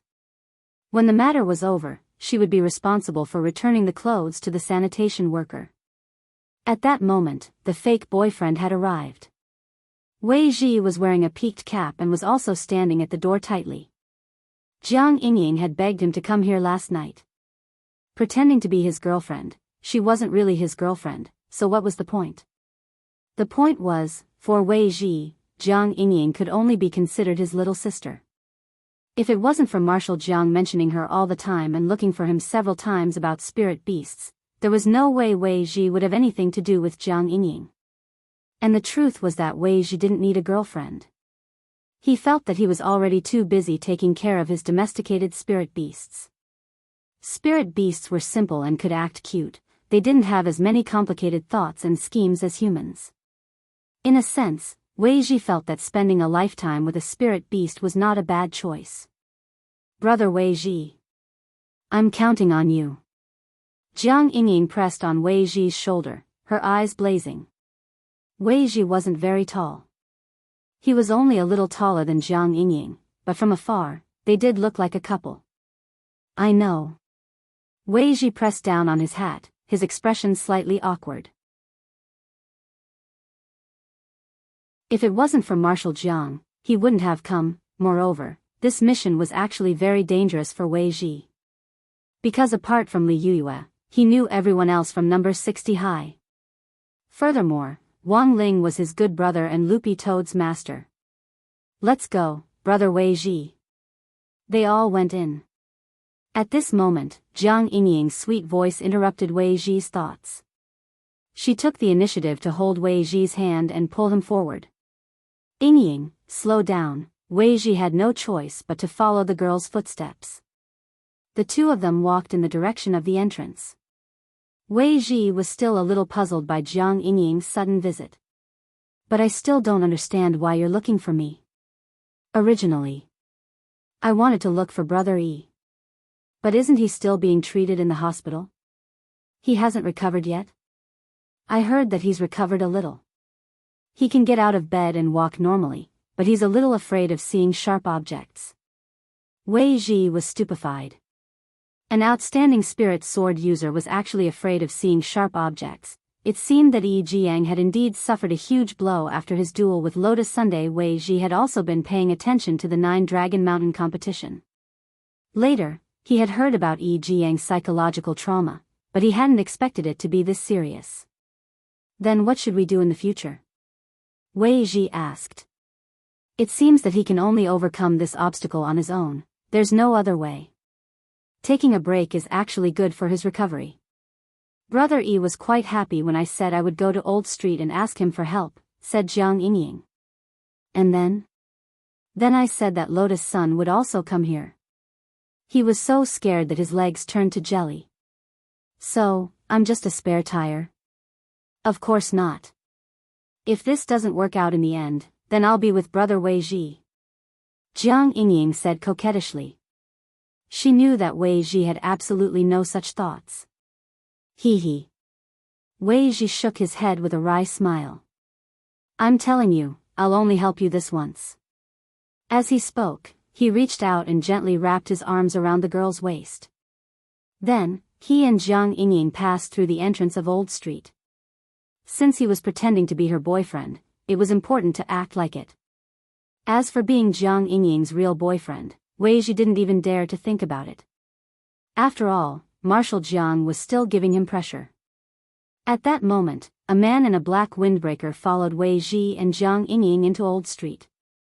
He had a smooth travel card and didn't need to verify his identity. He kept a considerable distance from Jiang Yingying to avoid being discovered. When he heard that Jiang Yingying was going to ask someone else to pretend to be her boyfriend, he was still worried and decided to come and take a look himself. From his movements, this man in a baseball cap seemed to be very familiar with Jiang Yingying. When the girl took the initiative to hold his hand and walk forward, Jiang Shaoqi felt his heart twitch. Jiang Shaoqi felt his heart twitch, and he felt an inexplicable pain in his heart. When he saw Wei Ji reach out and wrap his arms around Jiang Yingying's waist, Jiang Shaoqi felt like he was going to faint. Where did they find this old pervert? Jiang Shaoqi gritted his teeth as he watched. He wanted to rush forward and separate the two of them. Jiang Shaoqi took a few deep breaths and tried his best to calm himself down. His mission today was to ensure the girl's safety. It was only Lolan's waist and the girl was willing to do it. As an outsider, he naturally had no right to interfere. He needed to keep track of this fake boyfriend to prevent him from doing anything improper. He also needed to investigate suspicious people. For example, Jiang Shaoqi noticed that there were a few suspicious men on Old Street. Although they were dressed in casual clothes, their gazes remained vigilant. Apart from that, Jiang Xiaoche also noticed the tattoo on their ankles. Although he couldn't see it clearly from this angle, he could roughly confirm that it was a crow.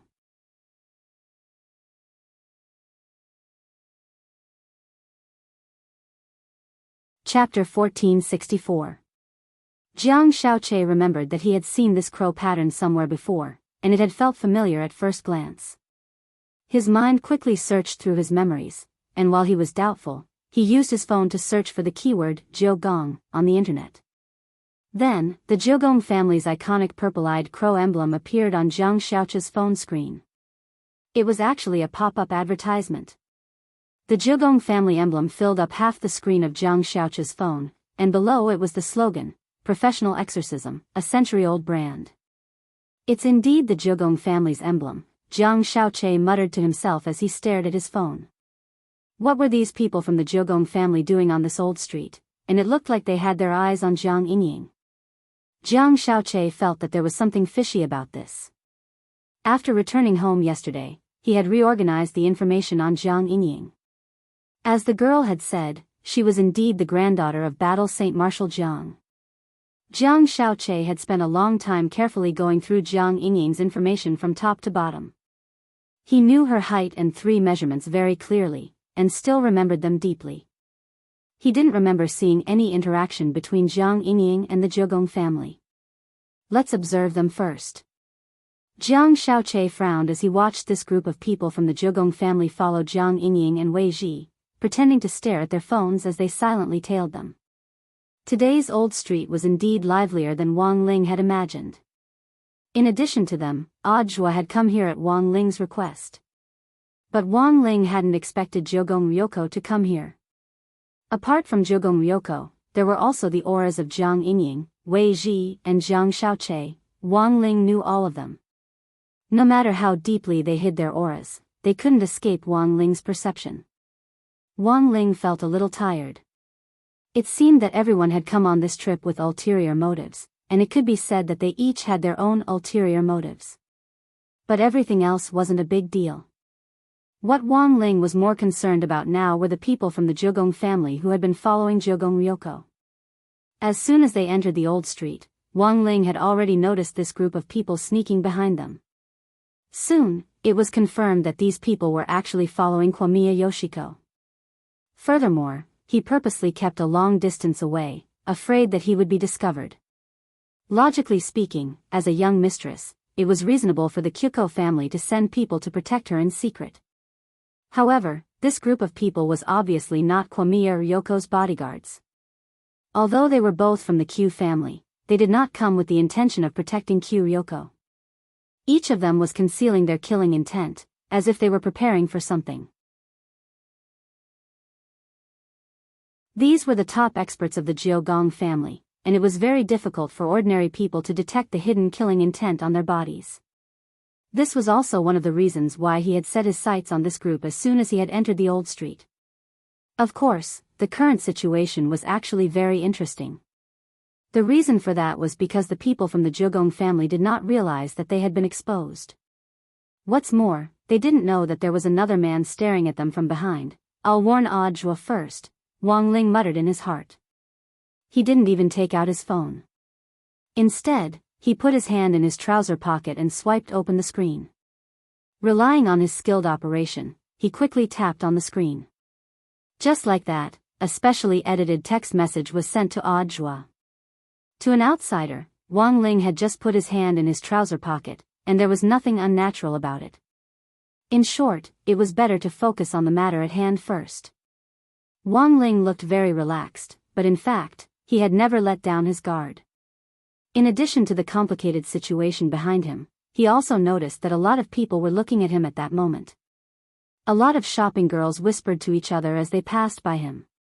"Hey, that boy with single eyelids looks quite interesting." Indeed. White shirt. And a kind of ascetic style. The point is, isn't this the face of my ideal first love? Although these girls spoke very quietly, Wang Ling could still hear them clearly. It was no wonder, today, Mother Wang had dressed him up so well that he really stood out. It would have been better if he had worn ordinary clothes. But it actually didn't matter if he was seen, because the great shielding spell had already been upgraded. These girls might still be talking about him now, but they would soon forget about it. At this moment, the great shielding spell had a new function, Fate Dao intersection. That was to say, apart from malicious investigations, Wang Ling was now blocked. Passers-by who wouldn't have any deep interactions with him in his life would quickly forget what he looked like even if they saw him. It was like a dream. No matter how mysterious the dream was, most people wouldn't remember what they had dreamed of after waking up for a while. So where on earth are we going? Super Chen looked somewhere. I think that's a good place. It was an ancient cold weapons shop with the words, "My lord, times have changed," written on the signboard. Cultivators in the old era didn't have such powerful magic weapons and didn't incorporate the wisdom of modern science. Moreover, it didn't incorporate the wisdom of modern science, and this cold weapons shop only introduced cold weapons commonly used by cultivators of that era. They were very cumbersome, and a lot of spirit energy was needed to increase the power of the magic weapons. This shop has tours and activities. It costs 100 yuan per visit, and there are prizes, Lotus Sun said at that moment. Last night, she had already familiarized herself with the tour guide for the entire ancient street. Although it was her first time here, she was actually very familiar with every shop. What kind of activity is it? Stone spear throwing. Let's see how far you can throw it. But only cultivators below the nascent soul stage can participate. We're all Foundation Establishment students, so we don't need to provide proof of our realms with our student IDs. Saying this, Lotus Sun couldn't help looking at Wang Ling a little regretfully. After learning of Wang Ling's true strength, she now had to consider a lot of things in light of his actual situation. Stone spear throwing. For other people, it was just for fun. The field was very wide, and they wouldn't be able to do anything special. But for student Wang Ling, it was very dangerous. If he didn't control his strength well, he might directly throw it out of the solar system. What about the prizes? Super Chen asked at that moment. There are different prizes for each distance. The grand prize is 5,000 meters, but it's actually quite difficult. The stone spears are very heavy, so it's a little difficult to throw them. Lotus Sun said, the grand prize is a marrow cleansing pill. The second prize is a youth retaining pill, and the third prize is an old street voucher. There's also a reward for throwing less than 100 meters. It's this cold weapons shop's medal. As if hearing Lotus Sun's words, an employee in the cold weapons shop suddenly came out. Is this your first time coming to the old street? Today's prize isn't a medal. Not a medal? Lotus Sun was blank. But yesterday, it's like this, our shop's encouragement prize actually isn't fixed. For example, today's prize will be a prize for limited snacks from the old street. Hearing this, Lotus Sun immediately felt that there was something fishy about this matter. Logically speaking, if that was the case, the Platinum Strategy Guide that she had read shouldn't have missed such details. This is an event organized by our shop in conjunction with the Crispy Noodle Snacks flagship store next door. You can use the prize voucher to draw a prize in their shop. If it's your first time here, you can have a free trial vote. At that moment, the shop assistant gave a meaningful smile. Why would a cold weapons shop like yours especially cooperate with a snack shop? Apart from being a snack shop, we're also a shop with sports programs, aren't we? Since it's sports, there will be consumption. It's reasonable to use snacks to replenish energy. The shop assistant replied, a cold weapons shop without crispy noodle snacks is like losing the starting point mentioned in this chapter. It has no soul. Hearing this, Lotus Sun instantly felt that things had become even stranger. Apart from the core members of Battle Sect, she was the only one who knew that student Wang Ling liked crispy noodle snacks. The only possibility left was, Grandpa?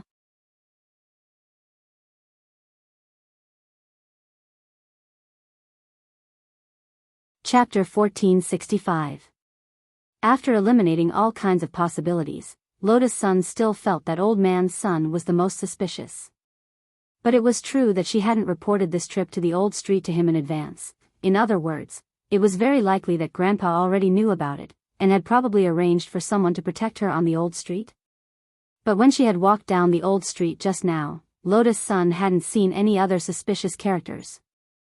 Then, given Grandpa's temper, it was very likely that he had replaced the staff on the old street with her. To be honest, Lotus Sun's mood was quite complicated at the moment. Of course she knew that this was Old Man Sun's love for her. Grandpa had always done this since she was a child. But no matter how tough his wings were, they couldn't protect a young chick for a lifetime. She had already grown up, and the feeling of being followed by bodyguards all the time actually didn't feel good. No matter what she did, it felt like there were thousands of eyes watching her. She should wait until this matter was over before she had a good talk with Grandpa. Lotus Sun thought to herself. Her mood hadn't been ruined by this little episode. After all, this was Grandpa's kind intentions for her. In fact, Lotus Sun's intuition was soon verified. Perhaps seeing the girl's hesitation in front of the shop entrance, the cold weapons shop employee suddenly smiled at Lotus Sunday. "Miss Sun, aren't you going in?" The corner of Lotus Sun's mouth twitched. She clearly hadn't revealed her name. How did this little brother know that her surname was Sun? He was obviously someone from Huagua Water Curtain Group. But the simple-minded little brother actually didn't realize that he had let the cat out of the bag.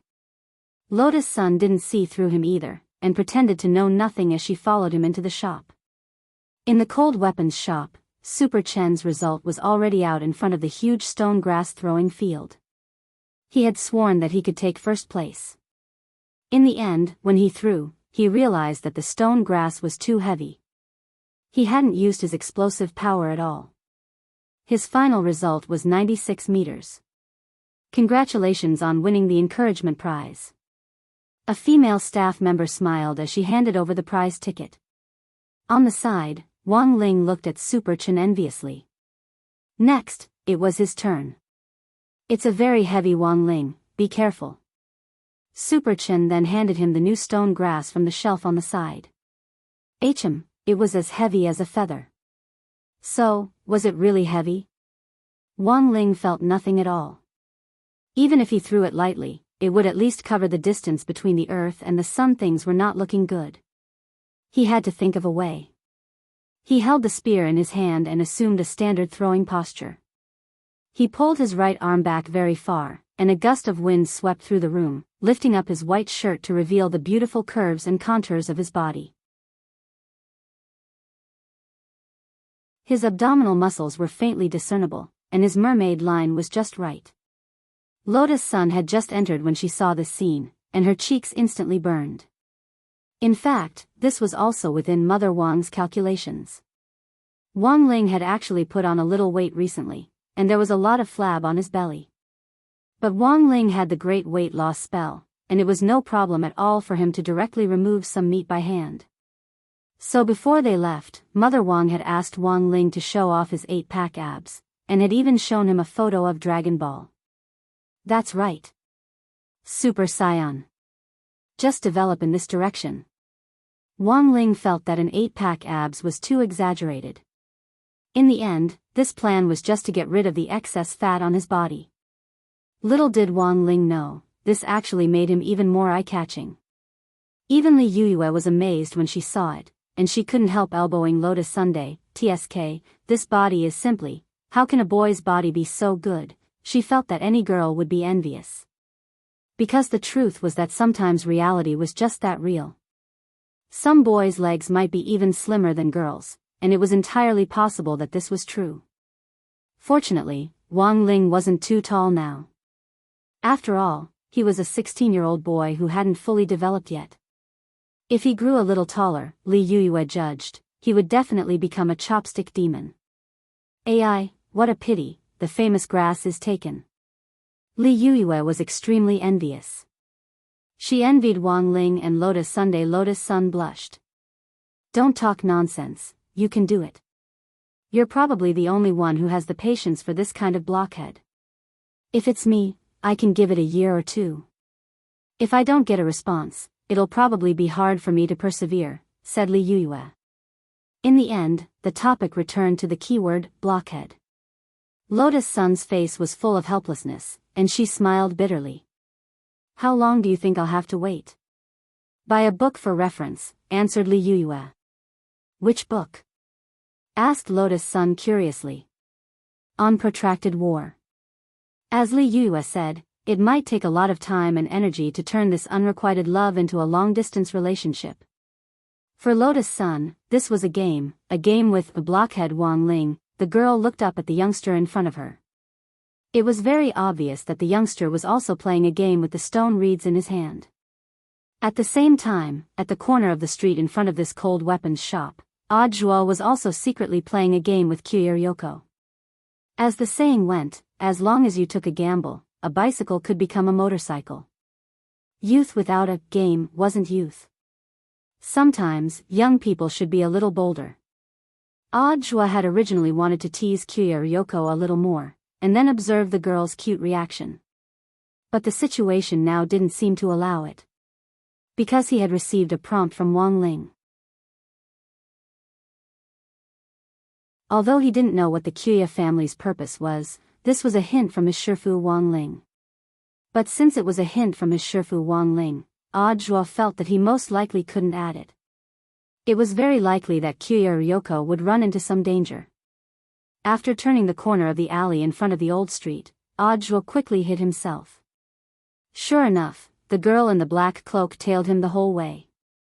The moment Kyoko stepped into the alley, Audrey swiftly picked her up, pressed her against a wall, and covered her mouth with his hand. The girl had never expected that she would actually be discovered the entire way. She immediately wanted to cry out in alarm, but saw Audrey make a shush gesture with a solemn face, and then gradually let go of her. Audrey, sorry, it was an emergency. I had no choice but to do this, sorry for offending classmate Kyoko. What on earth do you want? Kyoko had a disgusted expression on her face. Classmate Kyoko, are you going out alone today? Audrey asked softly. It's none of your business, why should I tell you? Kyoko snorted arrogantly. She just wanted to find a place to wash her face, because her mouth had been touched by this swindler's hand. Because there are people from the Kyoko family following you. And they're wearing casual clothes, Audrey said solemnly. People from the Kyoko family? The girl looked astonished. Her expression actually betrayed her. It was obvious that she hadn't brought anyone from the Kyoko family with her today. At that moment, Audrey, who had gotten his answer, looked at Kyoko and nodded slightly. I understand. Understand what? Kyoko was puzzled. I'm afraid the group of people following you now are the enemy, Audrey said. But for the time being, we don't know what their objective is. Classmate Kyoko, do you have any idea? I don't know. Kyoko shook her head. It stood to reason that if the Kyoko family had secretly sent people to protect her, it would be impossible for them to hide it. So before we know what they're up to, I suggest that classmate Kyoko come with me. It's safer that way, Audrey said solemnly as he started to take Kyoko hand. What are you doing? Who wants to hold hands with a swindler like you? Kyoko panicked. Who knows if you deliberately arranged for those people to play tricks on me?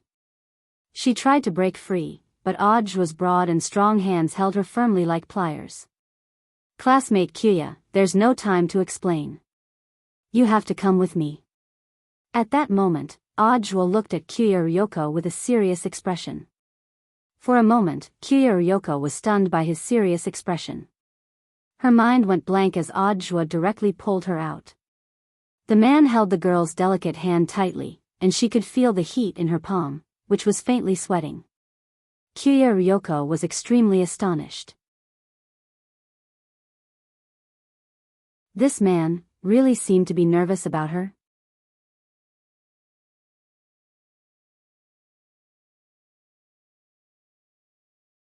Chapter 1466. Amidst the chaos, Audrey pulled Kyoko out on the spot. She was a little frightened by Audrey's behavior. Ever since their first face-to-face encounter in the headmaster's office at number 60 high school, Ryoko knew that this was a calm old swindler. Even now, the old liar's expression and pulse had not fluctuated in the slightest. She didn't know how Audjua could remain so calm and collected. If one thought about it carefully, things like heartbeat, pulse, and expression could be concealed with some technical means. At least for now, the sweat in Audjua's palms told Kamiya Yoshiko. This time, the old liar seemed to be honest for once. "You're hurting me, can't you loosen up a little?" Kamiya Ryoko mumbled softly behind Audjua as he dragged her for a long distance. It was Audjua's first time hearing Jiogong, who had always been strong, actually act like a spoiled child. "Is this a request?" Audjua couldn't help smiling. "Heh, we were only forced to cooperate." Ryoko Kamiya snorted and said, "My hands have been stained by you. I don't know how much hand sanitizer I need to use to wash away your filth, you old liar." Old liar was Ryoko Kamiya's honorific for Audjua. After hearing this, Audjua actually didn't feel much about it. He didn't even feel uncomfortable. Because what Kamiya Ryoko said was indeed the truth. "Sorry, it was an emergency just now.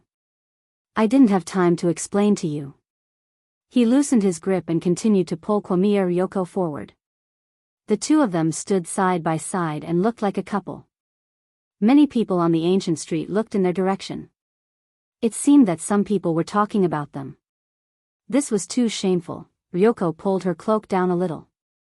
Never in her wildest dreams did she expect that she and the old liar beside her would be misunderstood by others. What a disgrace. "Where are you taking me?" Ryoko Kamiya asked. "Let's go to an open space first." "I remember there's a Taoist temple up ahead," said Audjua. "Why go there? There are many people on the street. Even if they followed us all the way, I'm afraid they won't be able to find a good opportunity to strike. It's easier to lure the wolf into the trap by choosing an open space." The Taoist temple on the ancient street was a famous holy place for praying.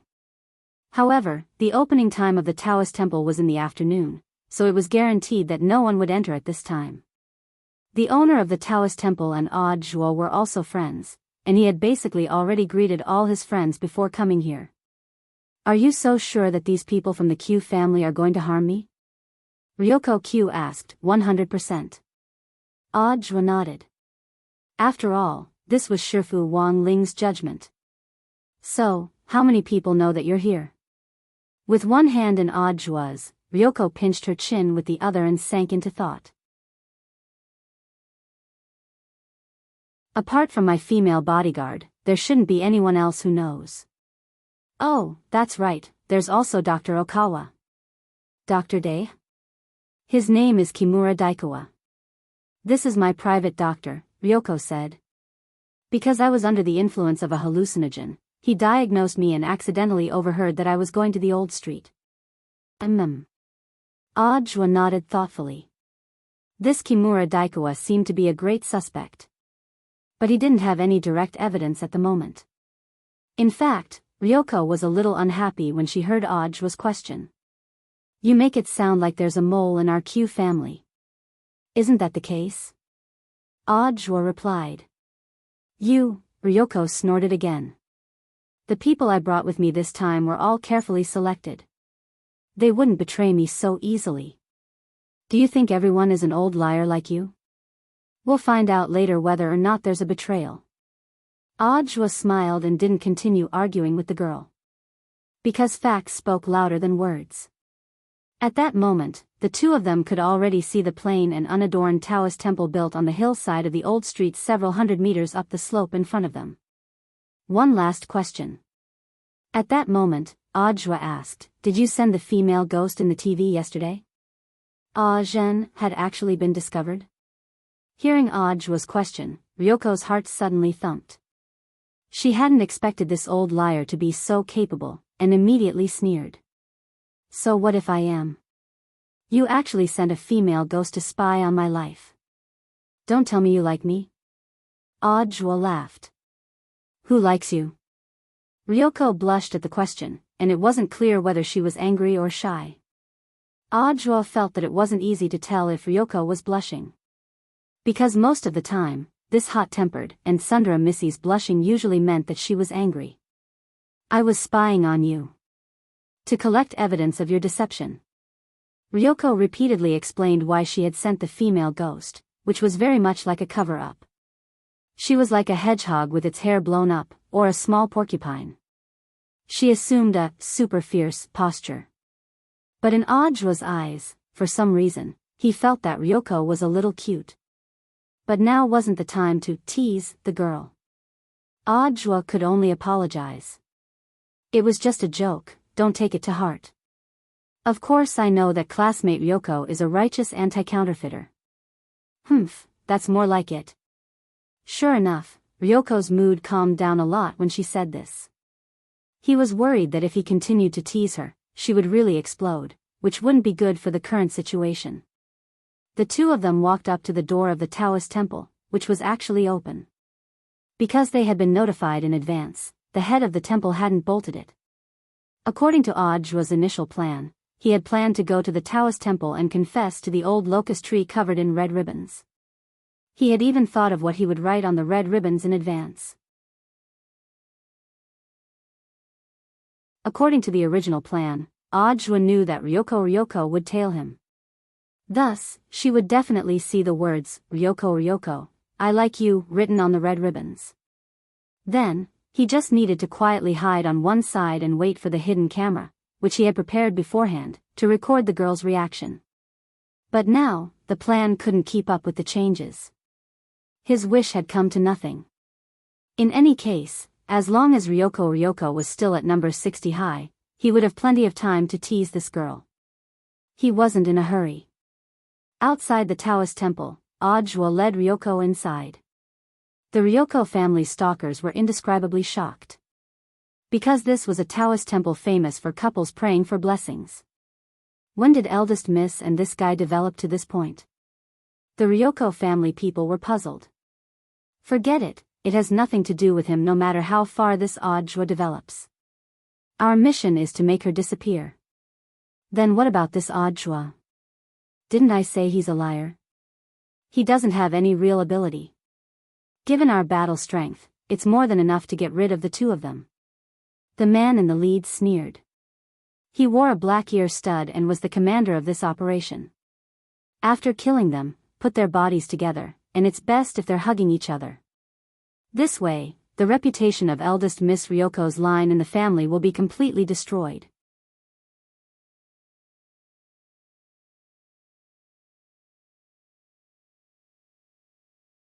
Chapter 1467.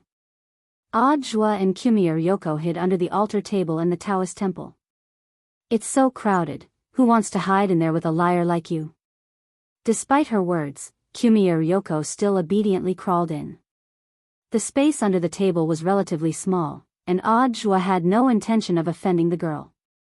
Although he had tried very hard to keep his distance, part of his body still touched hers. Kumiya Ryoko blushed and had a disgusted expression on her face, but in this situation, she really couldn't push him away. Sorry, classmate Kumiya, please bear with it for a while, Audjua said gently as he made a shushing gesture. Kumiya Ryoko snorted and turned her head slightly, looking at Audjua out of the corner of her eye. She saw that Audjua was constantly changing his posture in an attempt to keep his distance. The emotions in her heart instantly became very complicated. On one hand, she suddenly felt that Audjua seemed to be more upright than she had imagined. On the other hand, she was displeased that Audjua was deliberately keeping his distance from her. Is this lady's charm not enough for you to dislike me so much? Kumiya Ryoko muttered very quietly and quickly. Audjua, classmate Kumiya, what are you talking about? I won't repeat myself. Kumiya Ryoko's voice was cold. The girl composed herself and took a deep breath. She felt that she must be crazy to actually expect an old liar like Audjua to succumb to her charm. Such a liar, she wouldn't care for him in this lifetime. Kumiya Ryoko glared at Audjua, puzzling him with her hostile gaze. Audjua sighed inwardly. Little lasses nowadays, their thoughts were hard to fathom. Too hard to understand. It was said that a woman's heart was like a needle at the bottom of the sea, but this little girl hadn't even become a real woman yet, so why was she so scheming? Just as he was puzzled, the two people under the altar table heard movement outside the temple at the same time. Everything was going as Audjua had expected. It wasn't long before the three people in the back directly broke into the Taoist temple. They moved quickly, cautiously closing the door as soon as they entered and rebolting it to prevent anyone from entering. One of them took out a three-legged magic weapon and placed it on the ground. It was a kind of shielding device that could block out sound and all external signals. After manually setting the range, the three-legged magic tool made a buzzing sound, and a circle of invisible ripples spread out on the spot, covering the entire Taoist temple. Now, it's time to catch a turtle in a jar. The leader of the group, the man wearing black earrings, smiled secretly. He had already sensed Audjua and Kamiya Ryoko's auras in the main hall of the Taoist temple in front of them. The man quickly made two hand gestures, signaling his other two companions to surround the main hall. The remaining two had radars on their hands. This was a device that was bound to a shielding artifact. Once someone approached the signal shielding area, the radar would be able to detect the signal instantly. This time, it would be hard for him to escape even if he had wings. The man with the black earring stood in front of the main hall in a generous manner. He folded his arms and put on a posture of goodwill.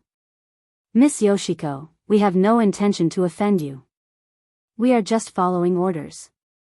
As long as Miss Yoshiko is willing to hand over the copy of the ghost register, then we can consider letting Miss Yoshiko go." In fact, killing Ryoko Kyuya was their original goal. As for snatching the ghost register, that was just something they had done in passing. The man was well aware that the copy in Ryoko's hands was just a copy, and the real master copy was still sealed under the Kyuya family. However, the ghosts in these replicas were actually hidden dangers. If they killed Kamiya Ryoko, the ghosts in the replicas would witness everything. If other people in the Kyuya family found out about this later, it wouldn't be good for their master's subsequent election plans. So after they killed Ryoko Kyuya, they had to bring back this copy and wait for their master's latest order to deal with it. Ghost register? Under the offering table, Audjua looked at Ryoko Kyuya. The ghost register was a family secret. Ryoko wanted to say something, but hesitated. She didn't want to explain at first. But in this case, it didn't seem right not to. So the girl frowned and thought of a way to summarize it in a nutshell. "I'm guessing that this is a magic weapon your family uses to seal and control demons and ghosts," Audjua guessed at that moment. "How do you know?" Ryoko was astonished. "It's just my experience." Audjua smiled. All along, Ryoko had thought that he was still the same Audjua from 6 years ago. If this had happened 6 years ago and the girl had confronted him aggressively and suspected that he wasn't the hero who saved the world from back then, Audjua indeed wouldn't have had the slightest bit of confidence. But now, everything was different. Audjua now had the special 33-path primordial energy technique. Once his true battle strength was completely released, he could rival a true immortal. Coupled with the prediction, perhaps even a true immortal wouldn't be his match. In fact, Audjua could have improved his realm a long time ago. As long as he wanted to, it wouldn't have been difficult for him to quickly become an itinerant immortal. But after all, Audjua was now a public official and countless eyes were on him. If he improved his basic realm too quickly, people might become suspicious. In any case, the basic realm wasn't important to Audjua. His battle strength had already surpassed that of a regular cultivator on Earth. On the contrary, his current basic realm gave him an excellent cover. Like the three people outside the Taoist temple, they had always thought that he only had the battle strength of a golden core cultivator. At that moment, Audjua was thinking. Kyuya Ryoko was also trying hard to figure out who on earth had sent the people outside the Taoist temple. She muttered, "It seems, they probably aren't from Shoshu's side." Audjua, Shoshu? Kyuya Ryoko, Kyuya Shoshu, the only son of my father's second wife, and also my second younger brother. I remember him a little. Is he the disabled child mentioned in the news? Asked Audjua. He had investigated the Kyuya family beforehand. Such a large family would always have a lot of tidbits of news. That's right. My second younger brother is disabled, but I've always thought it was a cover-up. So I've been keeping an eye on him. But now I can be sure that he wasn't the one who sent the people outside, said Kyoko. Why are you so sure? I can't tell you that. It seems that you're quite hated in your family. Audra couldn't help laughing. Actually, I know it even if you don't tell me. Kyoko, ? Audra, I think your second younger brother should also have a copy of the ghost book, right? In that case, there really isn't a need to snatch it. Kyoko, how did you? Audra pointed to his head. I also rely on my brain to make a living. I'm essentially different from those big-breasted, brainless women. Kyoko's face darkened. What do you mean? Audra laughed again. Classmate Kya, don't get agitated, you don't have one. As soon as he said that, Audra heard Kyoko gnashing her teeth. Then the entire altar, no. The whole Taoist temple seemed to shake slightly. Classmate Kya, I was just joking, there's no need to be like this. Audra hurriedly apologized. The girl's expression was also particularly astonished. No. It wasn't me. She hurriedly took out her copy of the ghost book from under her cloak. She was astonished to find that this astonishing and abnormal energy fluctuation was actually coming from this copy of the ghost book. What's going on? Kyoko was so frightened that her little face turned white. She had never encountered such a situation before, and for a moment she was at a loss. Danger. Out of instinct to judge danger, Audra immediately snatched the copy of the ghost book and threw it out with great force. Outside the Taoist temple, the leader of the men with black ear studs saw something that looked like the ghost book fly out, and hurriedly reached out to catch it. He hadn't expected this young lady to be so straightforward. But even so, the leader stroked the ghost book in his hand and smiled coldly. Even so, Kyoko still had to die. However, just as the man was about to attack, the ghost book in his hand suddenly let out an ear-piercing shriek, like the roar of a witch, which made his ears go numb. In the next moment, a thin woman in red clothes appeared in front of him like a ghost. Black hair cascaded down like a waterfall, and her mouth was smeared with bright red lipstick, with traces of blood dripping from the corners of her mouth. She looked particularly ferocious. Pen Fairy, the man looked at the woman in front of him in astonishment, and recognized at a glance that this was the powerful female ghost that the Kya family had sealed in the ghost book. He instinctively wanted to escape, but at that moment, he was stunned to find that he couldn't move his body. Don't. The man was so frightened that he had already lost control of his bowels. The Pen Fairy approached him step by step, and with each step, a demonic wind blew in all directions.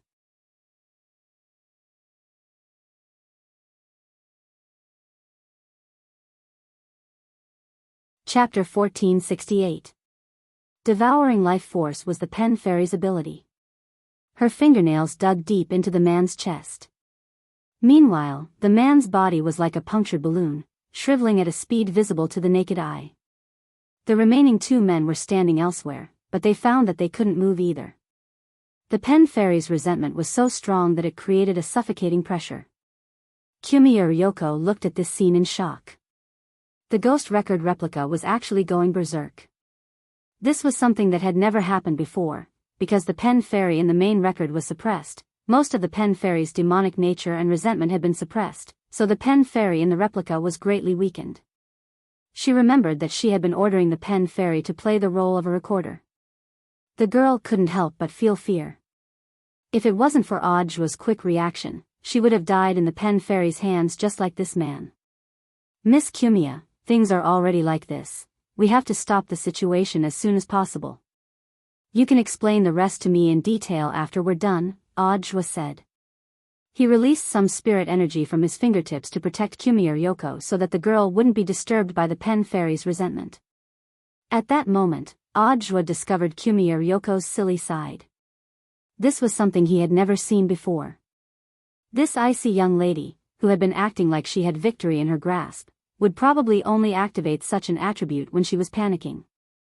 It wasn't the right time to discuss this. But the heartbeat of the fake heart ring on Audio's finger was clearly speeding up. Ryoko was really too cute. What are you doing? Saving people, Audio replied. But that's a bad guy, he deserves to die. He knows what happened, so he has to live. Audio stepped forward. The girl behind him pulled him back with an anxious look in her eyes. You're just a golden core cultivator, why are you acting cool? Although the book in Kamiya Yoshiko's hand was only a copy of the ghost book, she knew every ghost in it. The pen fairy, this was an extremely dangerous ghost. Her rating could reach SSR directly. Back then, the Kamiya family had paid a huge price to set up a trap to capture her, so it was obvious how powerful she was. Although Kamiya Yoshiko didn't know why the brush fairy would suddenly break out of the seal, she didn't know why. However, the brush fairy might not be much scarier than the demon king from back then. However, the young lady did not expect that the man in front of her would still walk out fearlessly. Facing the light outside the door, he left a broad reflection in the main hall, which made Kamiya Yoshiko feel at ease. Audio. You old liar, are you still trying to be brave?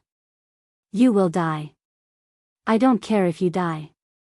A second before Audio's figure completely disappeared from the hall, Kamiya Ryoko shouted at his back. Audio smiled and didn't directly answer the girl's question. Sword, come. With a wave of his hand, an emerald green bamboo sword pierced through the void and landed in his hand. Saving people was the most important thing right now, so he couldn't care less.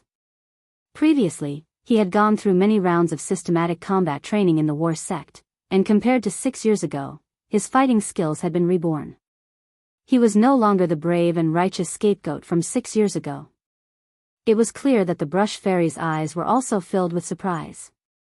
A golden core cultivator could actually move under her powerful resentment.